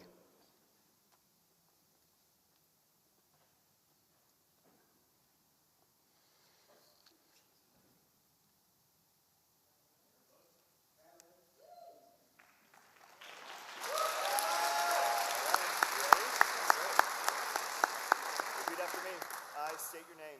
I, Michael Robert Lebron III, Having been appointed a second lieutenant in the United States Air Force, do solemnly swear that I will support and defend the Constitution of the United States against all enemies, foreign and domestic, that I will bear true faith and allegiance to the same, that I take this obligation freely without any mental reservation or purpose of evasion, and that I will well and faithfully discharge the duties of the office upon which I am about to enter. So help me God. So help me God.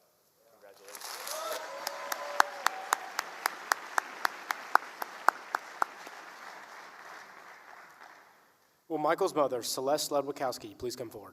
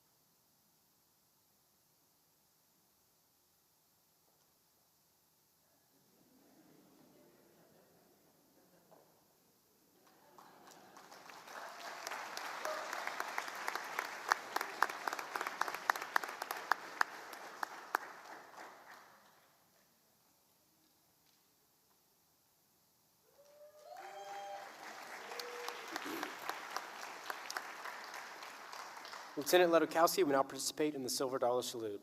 Will retired Navy Petty Officer First Class Michael Lewowsky Jr. please remain forward?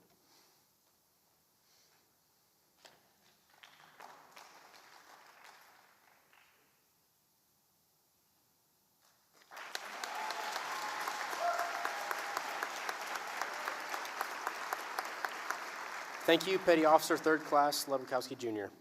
Ladies and gentlemen, I present to you our new U.S. Air Force Second Lieutenant, Michael Lewowsky III.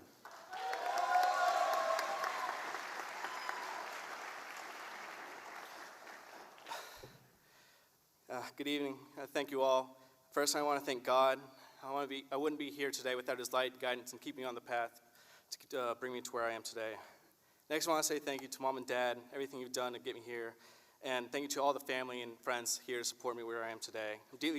I'm deeply grateful for all your love and support. I'm honored to continue my family legacy that spans multiple service generations and branches. The sacrifices, dedication that you have all taken has inspired me every step of my journey, and I hope to continue it. Over the past 4 years, the program has been able to expand who I call family. From our earliest days in ROTC, when we were just a small group, to today. I've been shaped by the people standing with me in the seats and those everywhere. Each one of you has helped me become a better person and who I am today. I'll never forget the experience we shared between the long nights, challenges, and countless moments of laughter and camaraderie. These memories are a foundation of who we are as a team and as a class. To the cadets and the detachment, I offer just this. Believe in your potential, keep your doors open to every possibility. If someone had told me 4 years ago that I'd be going to pilot school, I'd laughed.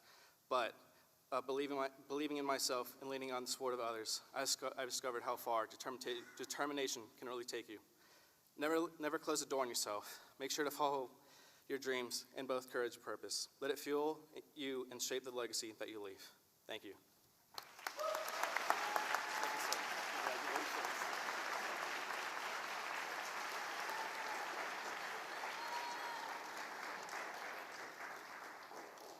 At this time, Second Lieutenant Devin Gregg and Braden Lush, please come forward.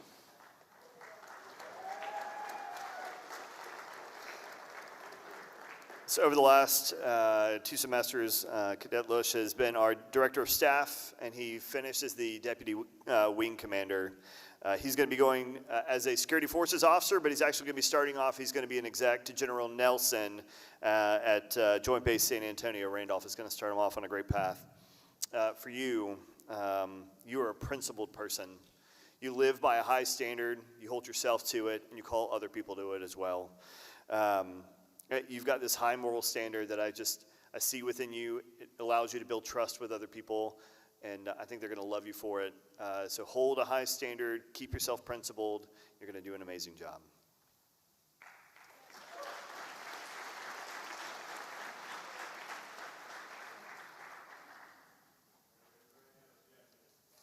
I state your name. I, Braden Jack Lush, Having been appointed having been appointed Second Lieutenant as Second Lieutenant in the United States Air Force, in the United States Air Force, do solemnly swear that that I will support and defend the Constitution of the United States Constitution of the United States against all enemies, foreign and domestic, that I will bear true faith and allegiance that I will bear true faith and allegiance to the same, that that I take this obligation freely without mental reservation or purpose of evasion, that I will well and faithfully discharge the duties of the office upon which I'm about to enter. So help me God.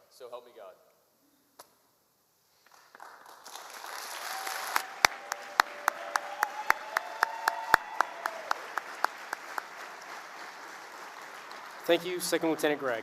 Lieutenant Colonel Glover will now present the commissioning certificate to Lieutenant Lush.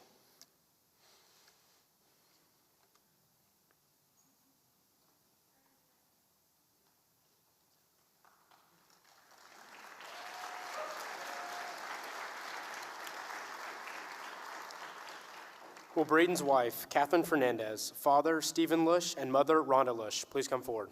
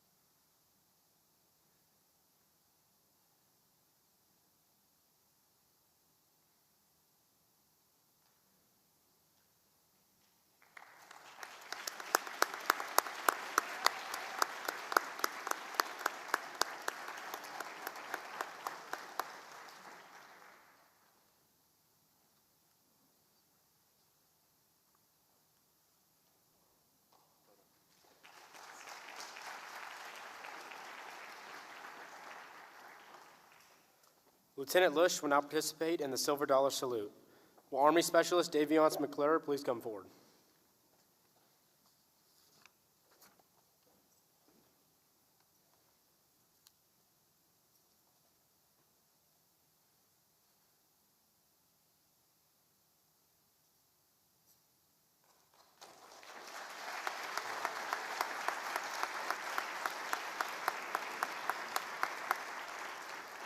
Thank you, Specialist McClure. Ladies and gentlemen, I present to you our new U.S. Air Force Second Lieutenant, Braden Lush.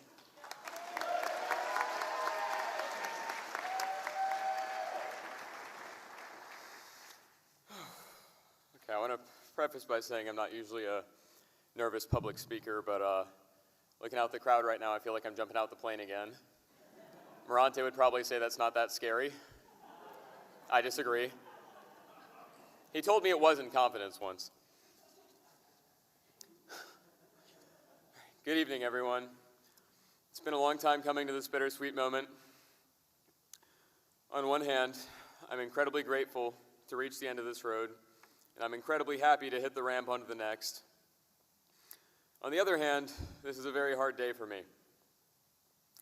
Knowing I will be stepping away from my peers, who have become nothing short of my best friends, sisters and brothers, that part is incredibly difficult. I'd like to take this moment to remind us all of what we have done together, from the experiences of being a GMC, receiving our field training selections, to the amazing pilot selections among our great class. Some of us even got waterboarded together. Thank you all for becoming my brothers and sisters once again. uplifting myself and uplifting each other. I know at Detachment 772 we have something in our culture here that a lot of other people are not so blessed to have, and I don't take that for granted. To the cadre, past and present, I know Captain Bagwell's out there somewhere too. Thank you for your guidance, your life advice, the encouragement as we press forward. I can say without any doubt you have made me feel much safer as I prepare for active duty. I want to thank another special group to me, my family, my parents. You've always uplifted me. You've empowered me with a strong set of convictions, teaching me to care for my fellow man. To my grandparents, Pop, undoubtedly spending time watching World War II documentaries and learning something about the early warbirds did something to my head, because here I am joining the same Army Air Corps that would become the world's finest Air Force. Finally, to my wife, Catherine, this year we started our very own family together in marriage. There is no one in the world I trust more than you. You make me a stronger leader every day by showing me your perseverance, your selflessness, your valor. I'm shown the way to be a better man. I have not yet had long in life with you, but thank you for being the one who will hold my hand as we leap into life together. I love you all so much.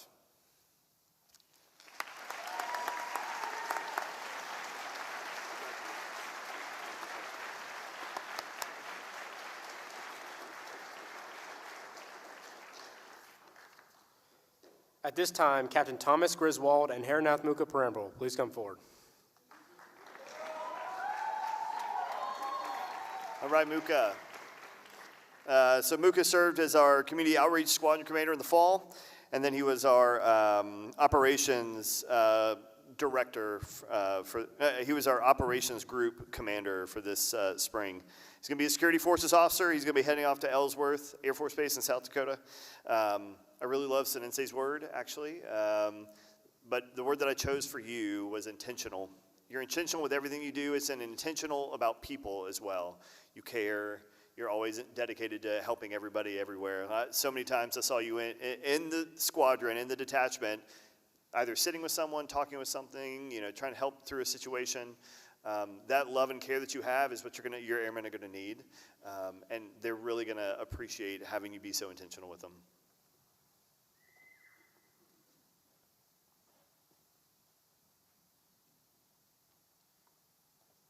Raise your right hand and repeat after me.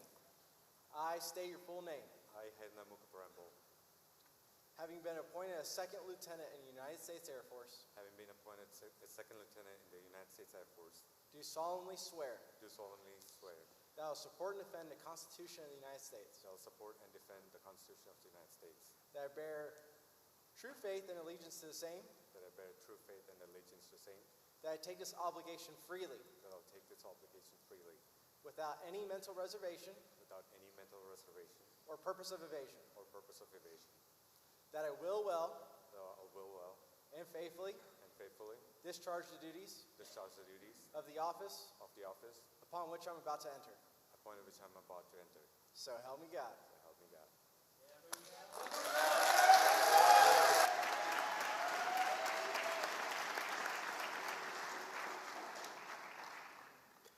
Lieutenant Colonel Glover will now present the commissioning certificate to Lieutenant Muka.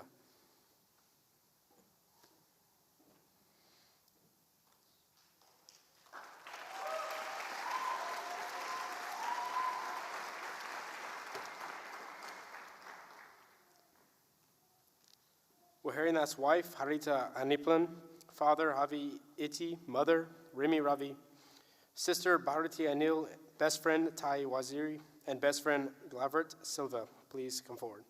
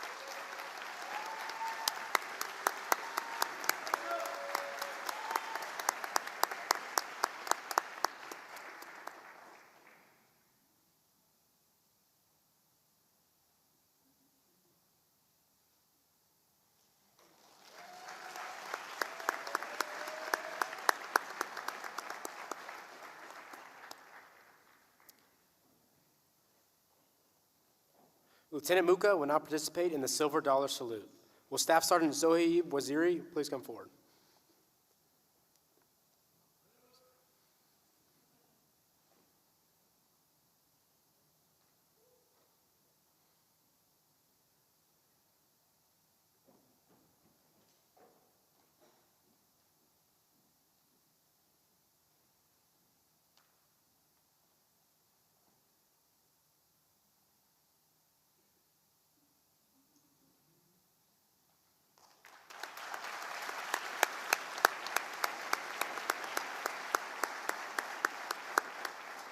Thank you, Staff Sergeant Waziri.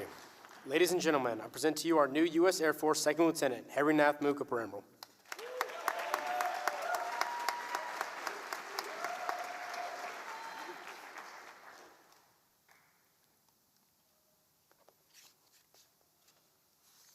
Thank you, Ledford. You got all the names right.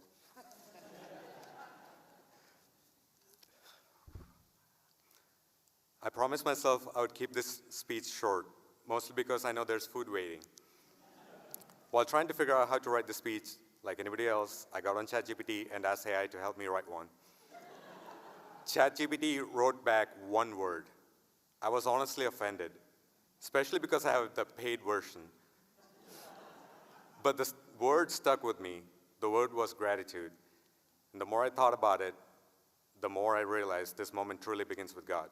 I want to thank God for the gift of this life and for guiding me to this moment. There were many times I didn't understand the path ahead, but somehow the right doors opened, the right people appeared, and the right lessons came at the right time.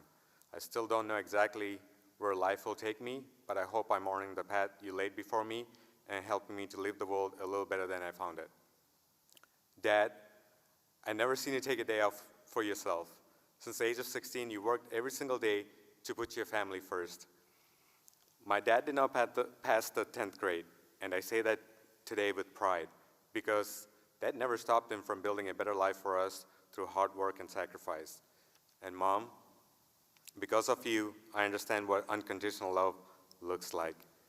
No matter how late it gets, there's always food waiting at home, and I'm 34 years old, and if I'm not home by 10:30, you still wait up for me patiently. It's a curfew. I remember asking Dad what his retirement plan was, and he casually said, "Son, you are my retirement plan."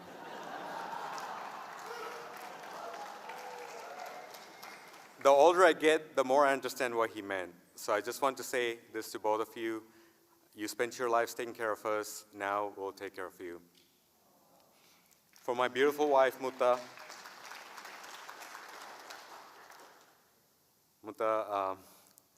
when we first met, I was honest with you about where I was in life.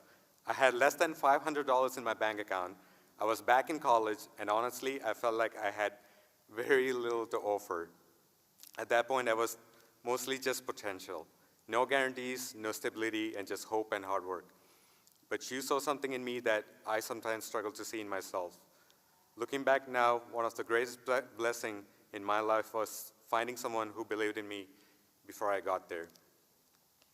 I want to thank my in-laws, even though they couldn't make it here tonight. Thank you for welcoming me into your family with kindness and trust, and for raising the incredible woman I'm blessed to call my wife. Your love and support means more to me than words can properly express. When life gets stressful, I tend to go quiet and keep things to myself. But during those times, there was always two people who check in on me without fail, my best friends, Taha and G. Thank you both for always showing up, even in the small ways. Real friendship is rare, and I never take yours for granted. And Sobi, thank you too for surviving all of us these years. At this point, you deserve an honorary friendship award.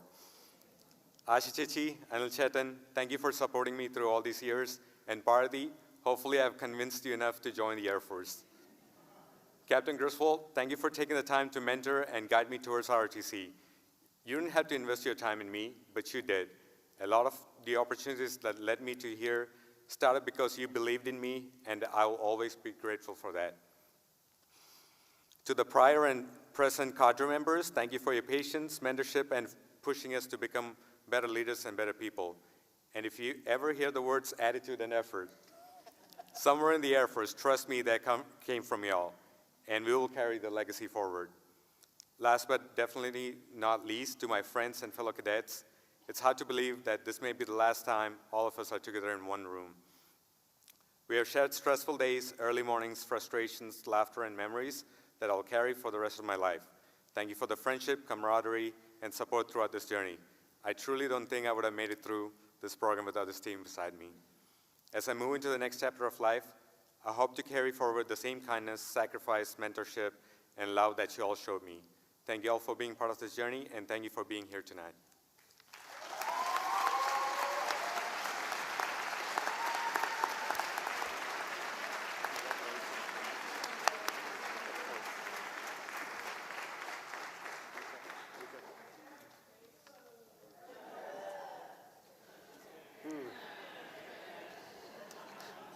At this time, Lieutenant Colonel Adam Glover and Caleb Morante, please come forward.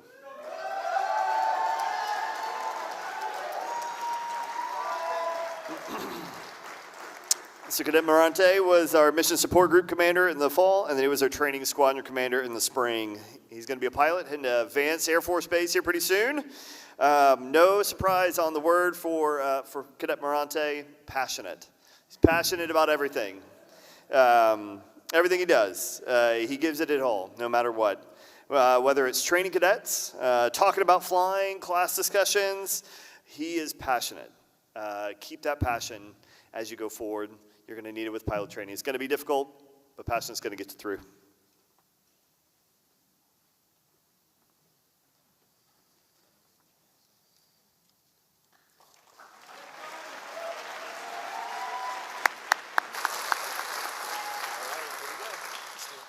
Repeat after me. I state your name. I, Caleb O'Neill Morante, Having been appointed a second lieutenant lieutenant in the United States Air Force, in the United States Air Force, do solemnly swear that that I will support and defend I will support and defend the Constitution of the United States the Constitution of the United States against all enemies, foreign and domestic, that I will bear true faith that I will bear true faith and allegiance to the same, and allegiance to the same, that I take this obligation freely without any mental reservation or purpose of evasion, and that I will well and faithfully discharge the duties of the office upon which I'm about to enter.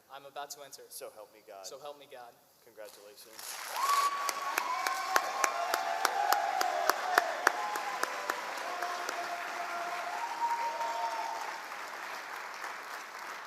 Will Caleb's grandfather, former Army Lieutenant Colonel Arthur O'Neill, grandmother Kathy O'Neill, father Eric Morante, mother Michelle Morante, and sister Nora Morante, please come forward.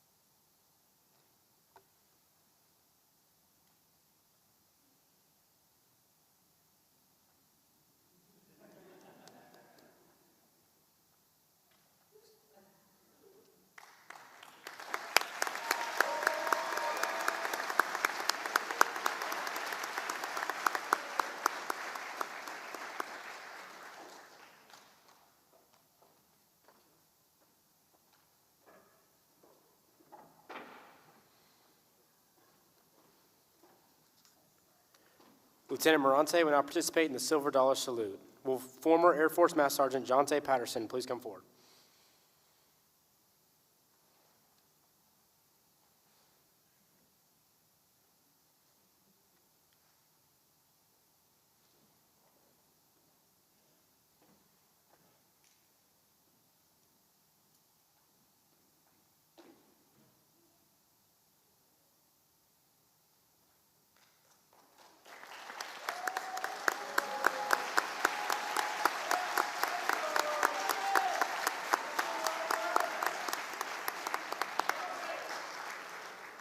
Thank you, Master Sergeant Patterson.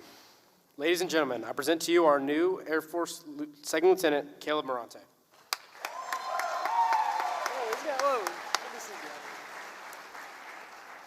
All right, good evening, everyone, and thank you for being here today. It's been one hell of a ride these last 4 years with some of the greatest adventures, from being almost sent to basic to getting attacked with a dog and a taser. That was a weird one. Jumping out of planes at 5,000 feet with basically little to no experience, and finding out that I'm going to be entrusted with millions of dollars worth of flying equipment. Out of all these experiences, though, the one that I'll remember the most is the people. Those who have supported me since day one, and those whom I've met along the way. None of this, and I mean none of this, would have been possible without my family, Mom, Dad, Nora, Grandma, especially my oldest man. Thank you, Grandpa, for everything you've done for me. You are my inspiration. Thank you to all cadre members, past and present, who push me every day. Thanks to your guidance these past 4 years, I've been able to achieve everything I wanted and more. Thank you. Thank you, Master Sergeant Patterson. Even though our time together was brief in the development and training flight, you believed I could be great and that I was great. And I will continue to draw from what you taught me in our time together. Finally, thank you to my peers who are commissioning with me today and those from the other classes. You guys have been a family to me, one that I've laughed with, embraced the suck with, fought with, and any other thing that a family does. Thank you again, everybody. I am truly honored to be given this opportunity to serve as a pilot in the United States Air Force. Thank you.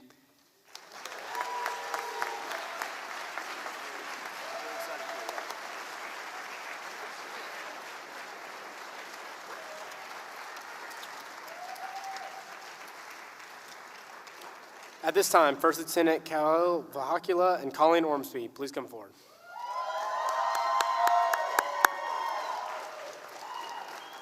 Cadet Ormsby was our self-assessment program manager in the fall, and then was our operations support squadron commander in the spring. She's getting ready to be a pilot, heading down to Laughlin Air Force Base in Texas. My word for you is social. You light up when you get around people, and people light up around you. You just have this personality, this smile, this, just the way that you hold yourself, where it is amazing to see how you affect the people around you. It's going to be amazing for you. Really excited for you. Congratulations.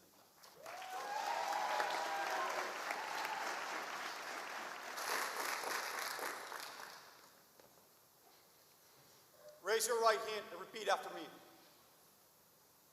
I state your name. I, Colleen Nicole Ormsby, Having been appointed as second lieutenant having been appointed as second lieutenant in the United States Air Force, in the United States Air Force, do solemnly swear that I will support and defend do solemnly swear that I will support and defend the Constitution of the United States the Constitution of the United States against all enemies, against all enemies, foreign and domestic, foreign and domestic, that I will bear true faith and allegiance to the same, that I will bear true faith and allegiance to the same, that I take this obligation freely, that I take this obligation freely, without any mental reservation without any mental reservation or purpose of evasion, and that I will well and faithfully discharge the duties of the office upon which I'm about to enter. of the office of which I'm about to enter. So help me God. So help me God.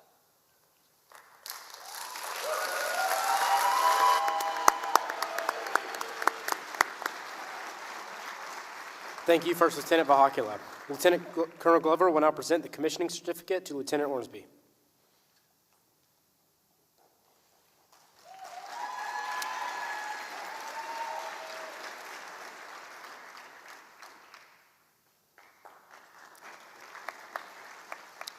Will Colleen's mother, Issa Ormsby, father, Steve Ormsby, brother, Ian Ormsby, and grandmother, Heidi Alexander, please come forward.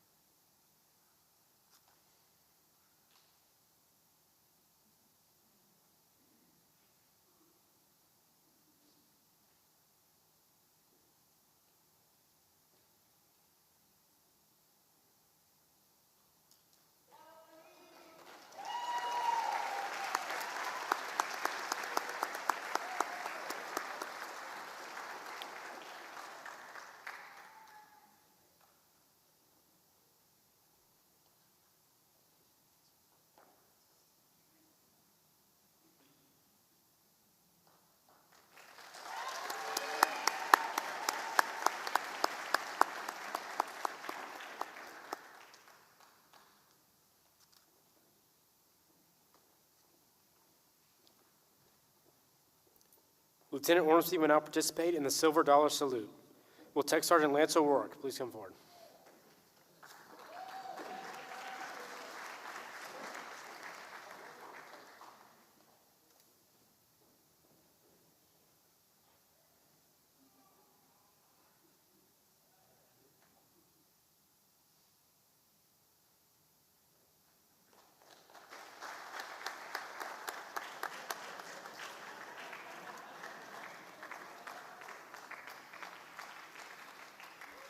Thank you, Tech Sergeant O'Rourke. Ladies and gentlemen, I present to you our new U.S. Air Force Second Lieutenant, Colleen Ormsby.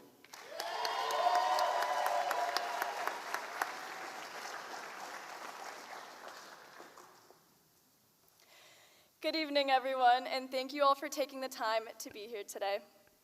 First off, I want to say thank you to all my family and close friends who've supported me on this journey to becoming an Air Force officer in the world's greatest military. I remember the day I was officially admitted to the program before coming to college. I rushed down the stairs to tell my parents that I'd be joining ROTC. They were pretty surprised, given that I had never really talked about this interest before this moment. My dad, of course, was super thrilled with this news. My mom, on the other hand, was instantly worried about what that meant for my future. I remember her saying, "No, we'll find a way to pay for your college." But I was 100% set on the fact that this was what I was meant to do. This was my purpose. And this decision, in that moment, completely altered my life for the better. I also want to acknowledge something that was pivotal to me standing here today. My mom and grandma immigrated to the United States almost 30 years ago from Peru. The amount of sacrifice and hardship it took to leave their lives behind to come here and build a better future for their kids and grandkids is immeasurable.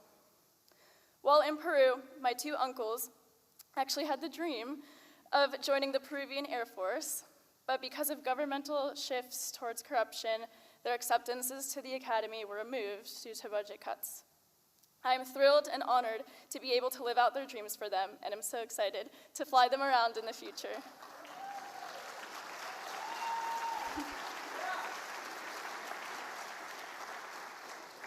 My family's drive to build a better future gave me and my brother the freedom to pursue our passions, and I am forever grateful for their sacrifices.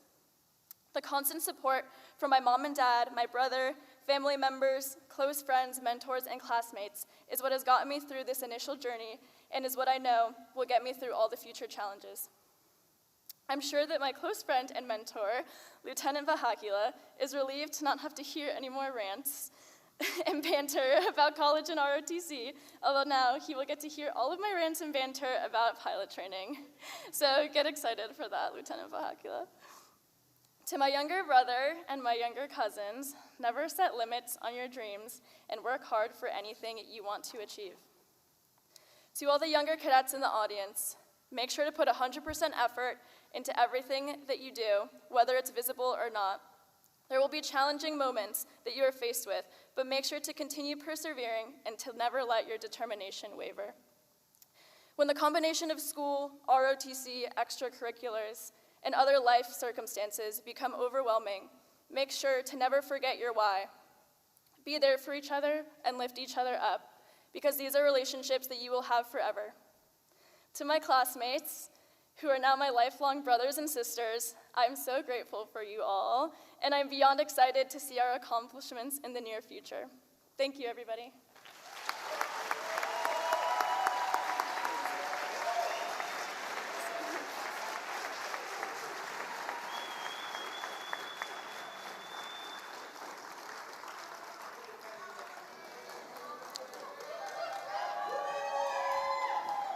At this time, Captain Atlanta Whittington and Dana Pena, please come forward. Happy birthday. Oh yeah, happy birthday, Pena. Happy birthday. Not her birthday. So Pena has been our Inspector General in the fall. She was our Chief of Standout in the spring. She's going to be a cyber warfare officer. She's heading to Keesler for training, the additional training before she finds out where her first official duty station is going to be. For you, what we see is you're tenacious. Your life experience would have caused so many others to give up. You've been geographically separated from your family, working, college, ROTC. You've given so much to get to this point. Other people would have crumbled. You're tenacious. Don't give that up. Congratulations.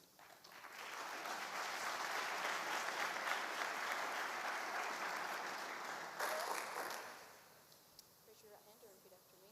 I state your full name. I, Dana Pena, having been appointed a second lieutenant in the United States Air Force, do solemnly swear that I will support and defend the Constitution of the United States against all enemies, foreign and domestic, that I will bear true faith and allegiance to the same, that I take this obligation freely, without any mental reservation or purpose of evasion, and that I will well and faithfully discharge the duties of the office upon which I'm about to enter. So help me God.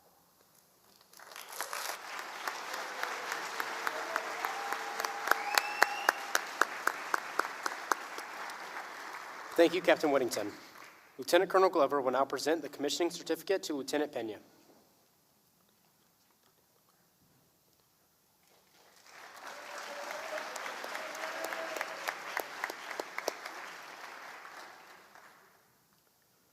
Will Dana's mother, Nadia Negrero, father, Gabriel Pena, fiance, former Air Force Master Sergeant Jonathan Washington, grandmother, Daisy Jarquin, and grandfather, Roberto Negrero, please come forward.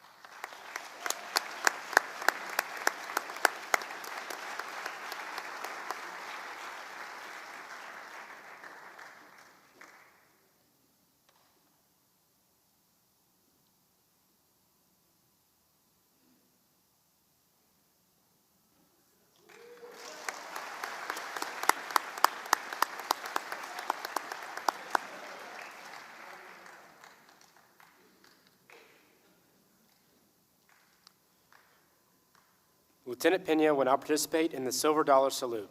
Will former Air Force Master Sergeant Jonathan Washington please remain forward?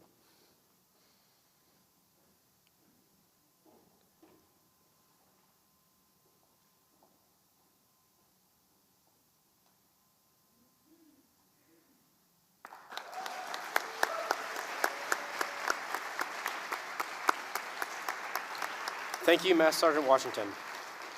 Ladies and gentlemen, I present to you our new U.S. Air Force Second Lieutenant, Dana Pena.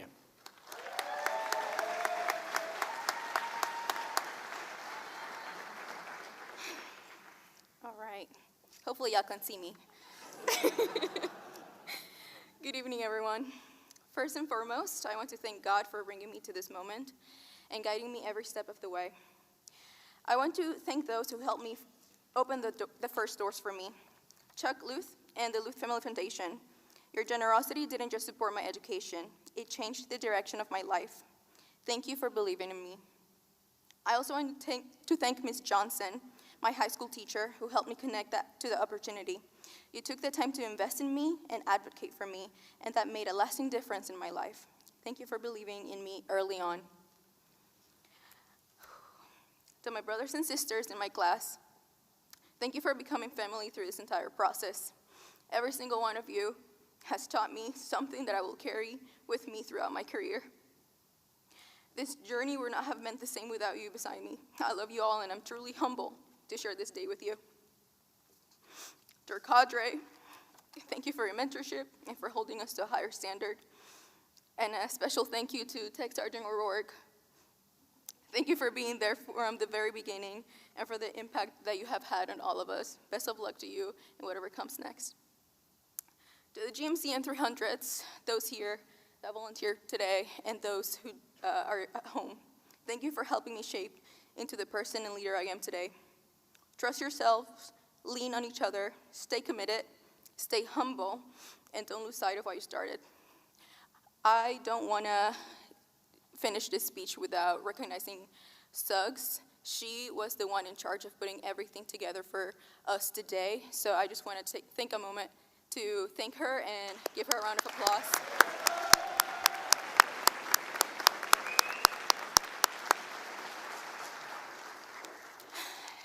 And now to my family. And I want them to hear this well, so I will say it in Spanish. A mis padres y mis abuelos, gracias por todo lo que han hecho por mí. Ustedes cruzaron un océano para estar aquí hoy y para darme una vida mejor. Todo lo que soy, mis fuerzas, mis valores, mi disciplina, vienen de ustedes. Todo lo que hago es para honrar el camino que ustedes hicieron para mí. Los amo con todo mi corazón. Gracias por nunca dejar de creer en mí. And to my fiancé, Jay, you're my constant. You believed in me when I questioned myself, steadied me when things felt overwhelming, and loved me through every version of this journey. Your support has been quiet, strong, and unconditional, and I am so grateful to step into this next chapter with you by my side.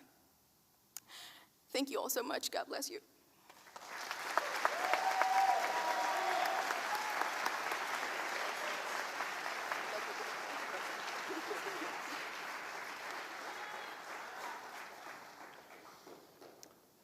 At this time, Lieutenant Colonel Adam Glover and Roxy Suggs, please come forward.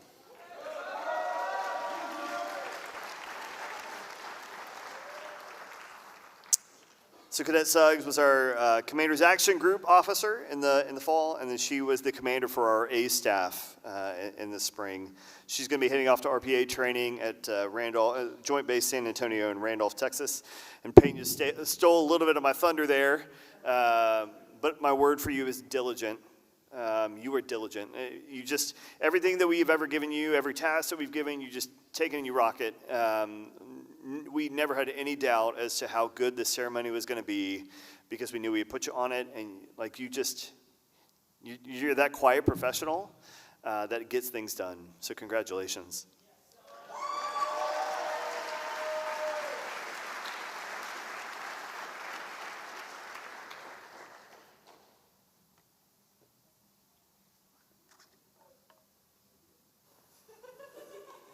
Okay, you ready? Raise your right hand and repeat after me. I state your name.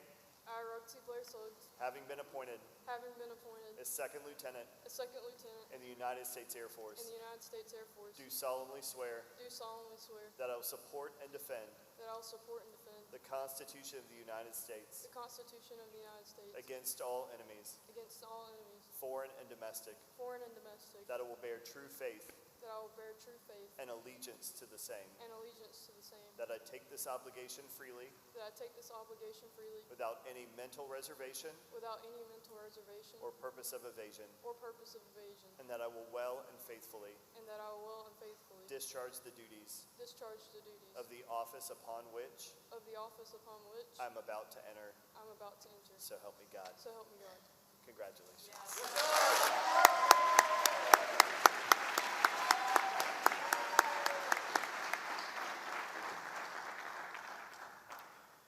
Will Roxy's father, former U.S. Marine Corps Lance Corporal Sabian Suggs, and mother, Lena Suggs, please come forward?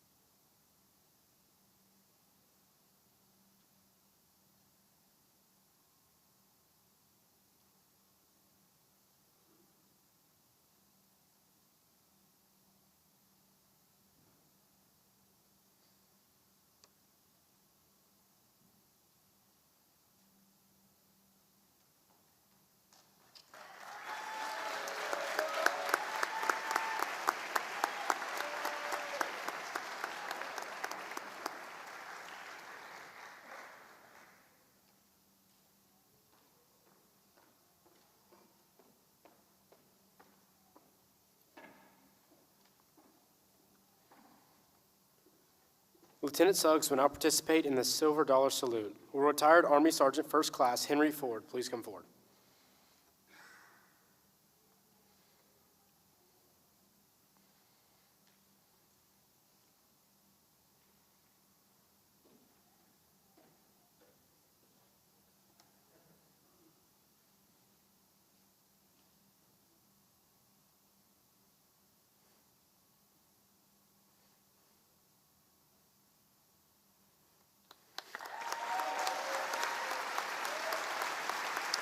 Thank you, Sergeant First Class Ford. Ladies and gentlemen, I present to you our new U.S. Air Force Second Lieutenant, Roxy Suggs.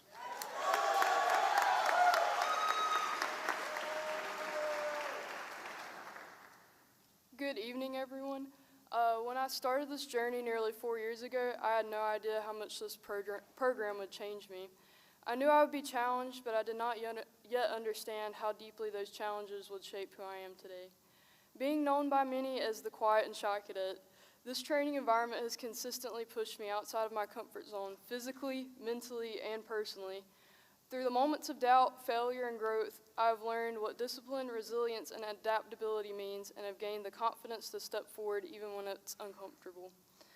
Some of the most meaningful lessons I've learned have came from sharing these challenges with my fellow cadets. Together, we supported each other through years of long days and difficult moments, building bonds that turned into lifelong friendships and memories that I'll carry with me for the rest of my life. Through these experiences, I've learned a lot, and they have taught me the importance of trust, teamwork, and humility. With all of that being said, this all would not have been made possible without the support of my family, friends, the cadre who believed in me and invested their time and energy in my development, and my fellow cadets who challenged me, supported me, and never let me quit when things got hard. As I look ahead into active duty, I am deeply grateful for the foundation ROTC has given me, and I'm excited to apply what I've learned to continue growing, and serve with a purpose. Thank you.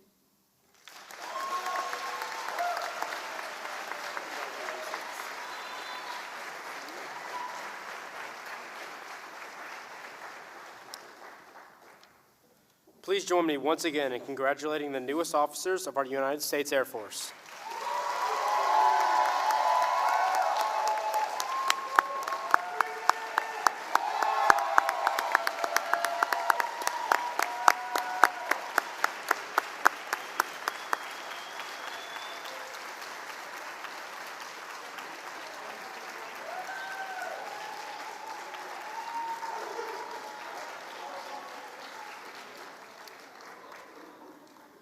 Before we continue, let us take a look back at the memories of our newest lieutenants throughout their time at Detachment 772.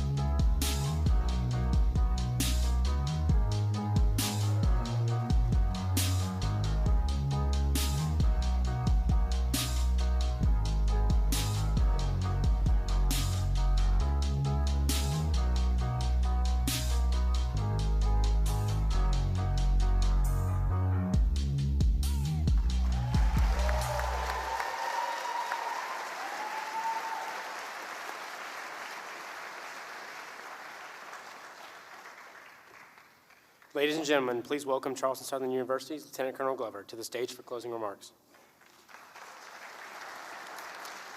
All right, congratulations, everyone. We made it. I know that was a long ceremony. Thank you all so much for sticking with us through this whole thing.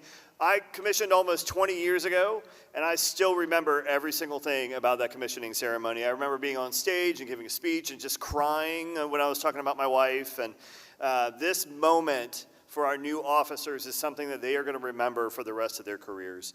A couple of things. As I leave, I'm not going to be able to leave without one more leadership lesson. So here we go. A couple of things that I want you to remember.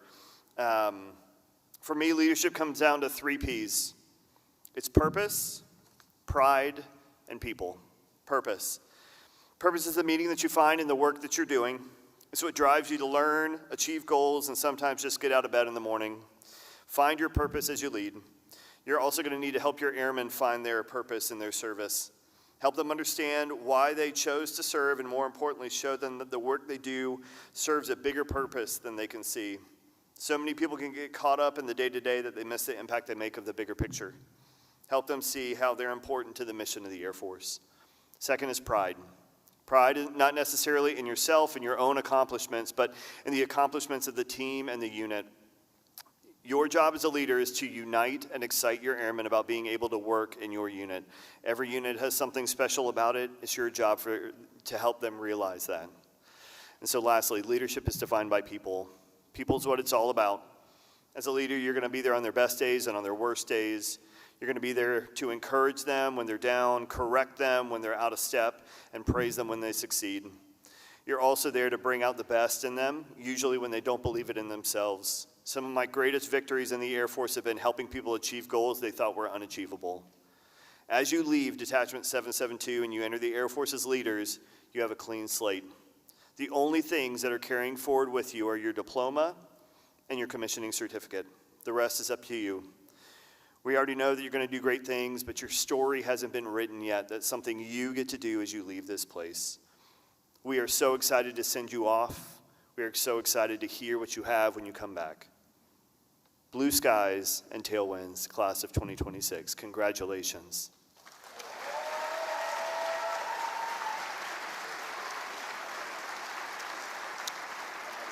The fun part. Ladies and gentlemen, this concludes today's commissioning ceremony. Please stand for the singing of the first verse of the Air Force song, and following that, the departure of the official party and our distinguished guest. Our new lieutenants will lead us in singing the first verse of the Air Force song. The lyrics are located on the projector at the front of the stage.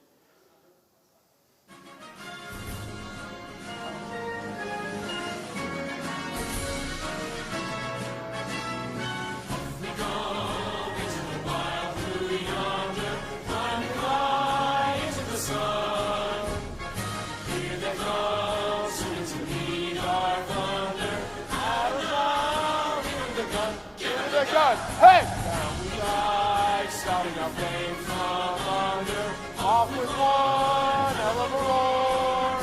We live in vain, but we're down in flame. Hey! Nothing to stop the U.S. Air Force.